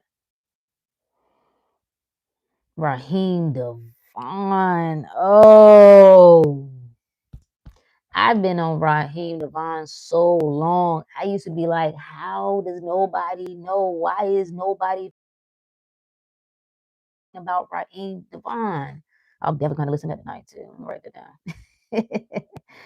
Oh, he got some bangers. He was putting out like back to back albums during COVID. Boom, boom, like love albums. All of them love albums. All of them love, sex. I think one of them is called Love, Sex, and something. Yeah, Jodeci. Yeah, yeah. Sharon, he does look crazy now. I'm saying at least the pictures people be posting about. That wasn't nice. I'm sorry. Music Soul Child. Yep.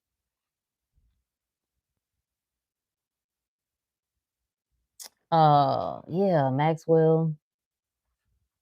I'm trying to think of like someone. I can't even believe I didn't say my man first. Hometown from North Kakalaki, Anthony Hamilton. Mm, mm, ah, love it, love it, love it. He's going on tour soon. Actually, I think I'm gonna try to catch Buju Banton. He's on tour this summer. I need to get out there with the Rastas. You know what I'm saying? How you doing? You know, the Island Boys. You know, huh? Talk to me in a way that I don't understand. Yes, yes. Oh, Tank. Yep, yeah, definitely Tank. R. Kelly for the Serpents. Yeah, my mind. See, it's so crazy how the mind works. I can't listen to R. Kelly no more. I can't.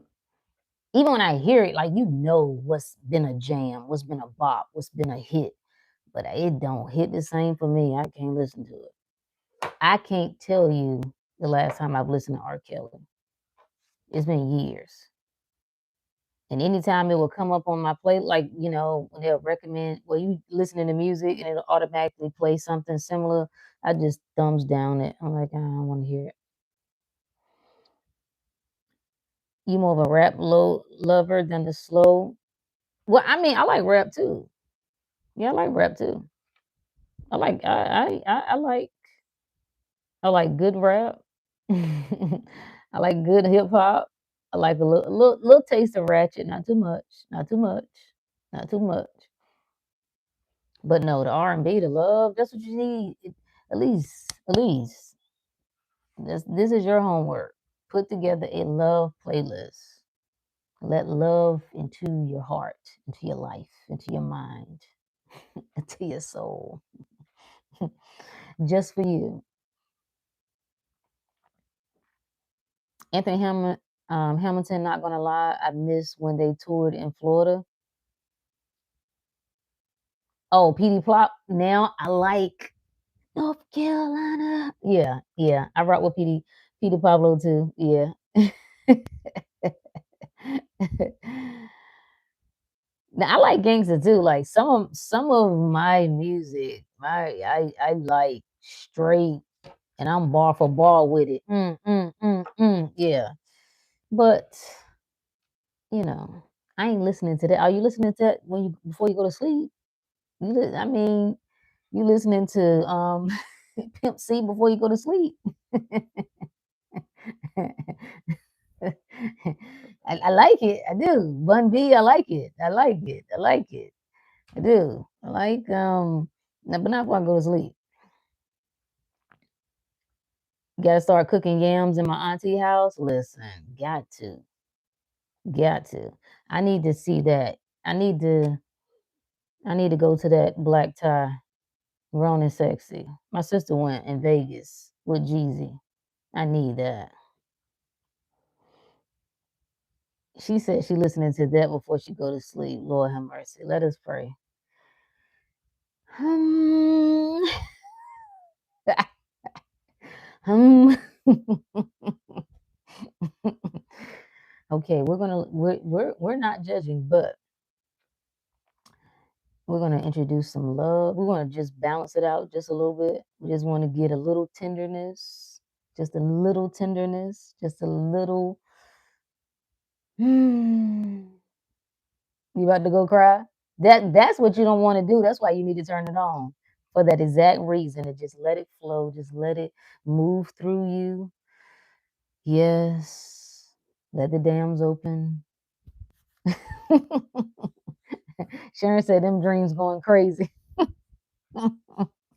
Probably in the dreams having shootouts. You in there slinging? Are you in the trap? Are you dreaming about being in the trap?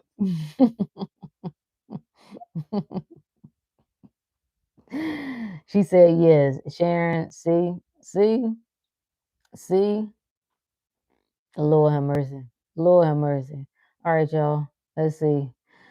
I'm on 3%. I appreciate y'all. We didn't even dive into this. This topic is expansive. I'll do some more videos about it if it's of interest. All of it is good. The whole point of all of this, all of the experiences you have that people define as spiritual, is just a reminder that you are more than the body. That's the whole point. It's saying, hey, remember? Turn your attention here. Seek, and you will find. Knock, and the door will be open. Ask, and it shall be given. That just means it's just a desire. Desire to know. Desire. Put your attention on that. Go after the thing. You have no right to anything you're unwilling to pursue. Nope. She dreamed about killing everybody. More so running from something instead of killing. Ah, yeah. She hearing Ricky. Y'all funny. Y'all so funny. Anyway, I'm Rook the Great, my friends. Oh, I'm Rook the Great. I'm Rook the Great. I'm Rook the Great. If you didn't watch that video that I posted about betraying the person who you love the most, who you love the most, just watch it. That's the only thing you got to do. Ain't nothing else, I promise you. Because that person that you love the most got his mind set on seeing things a certain way, has his mind set on holding on to certain things. I spent so long proving to myself that I could go without that I forgot that I ain't have to go without. That's crazy. That's crazy. Can't even step into absolute abundance because you still have invisible contingency plans. Because you didn't prove to yourself that I ain't got to have all that. Well, no, actually, I do. Actually, I do. I need that. I need that. That love, oof, I need it all kind of ways. I need it in its highest best. I need it in ways that is just captivating, mesmerizing, just deliciously delicious. I need that. I need that. I got to have it. I ain't going without it.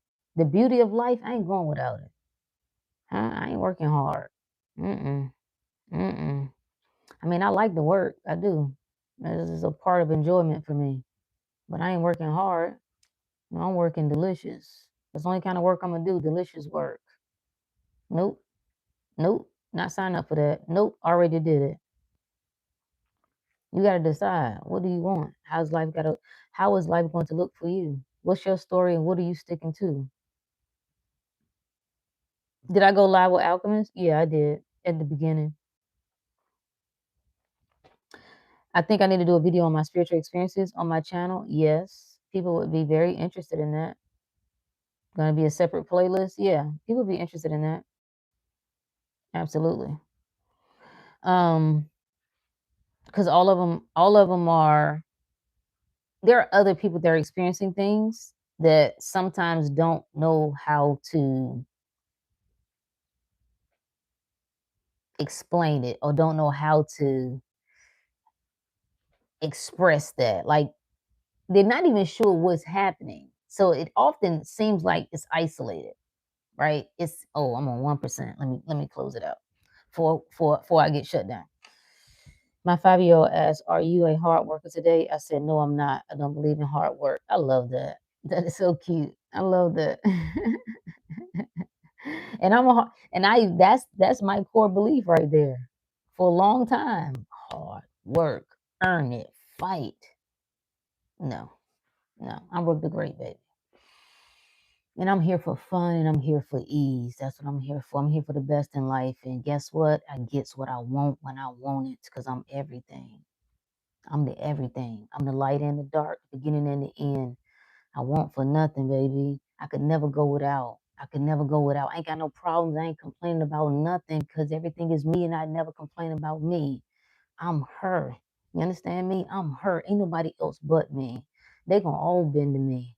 They gonna all bend to me. No rush. Thank you. Thank you, Mike. I love that. Huh? There is no rush. There is no rush. I ain't in rush to do nothing. I'm never late. I'm always on time. I can never miss it. I can never miss it. This life belongs to me. Somebody got to do it. Somebody got to do it. See, the ant got to be the ant, friend. But the bird got to be the bird. The tree got to be the tree. And the God got to be the God. I got to do it because it's me. It's in me to do it. Who are you, my friend? That's what you got to ask yourself. What is it that you can't live without? What is it that you ain't gonna live without? What's your story that you sticking to no matter what? Get clear on it, friend. Get clear on it. I appreciate y'all. Have a good one. Peace.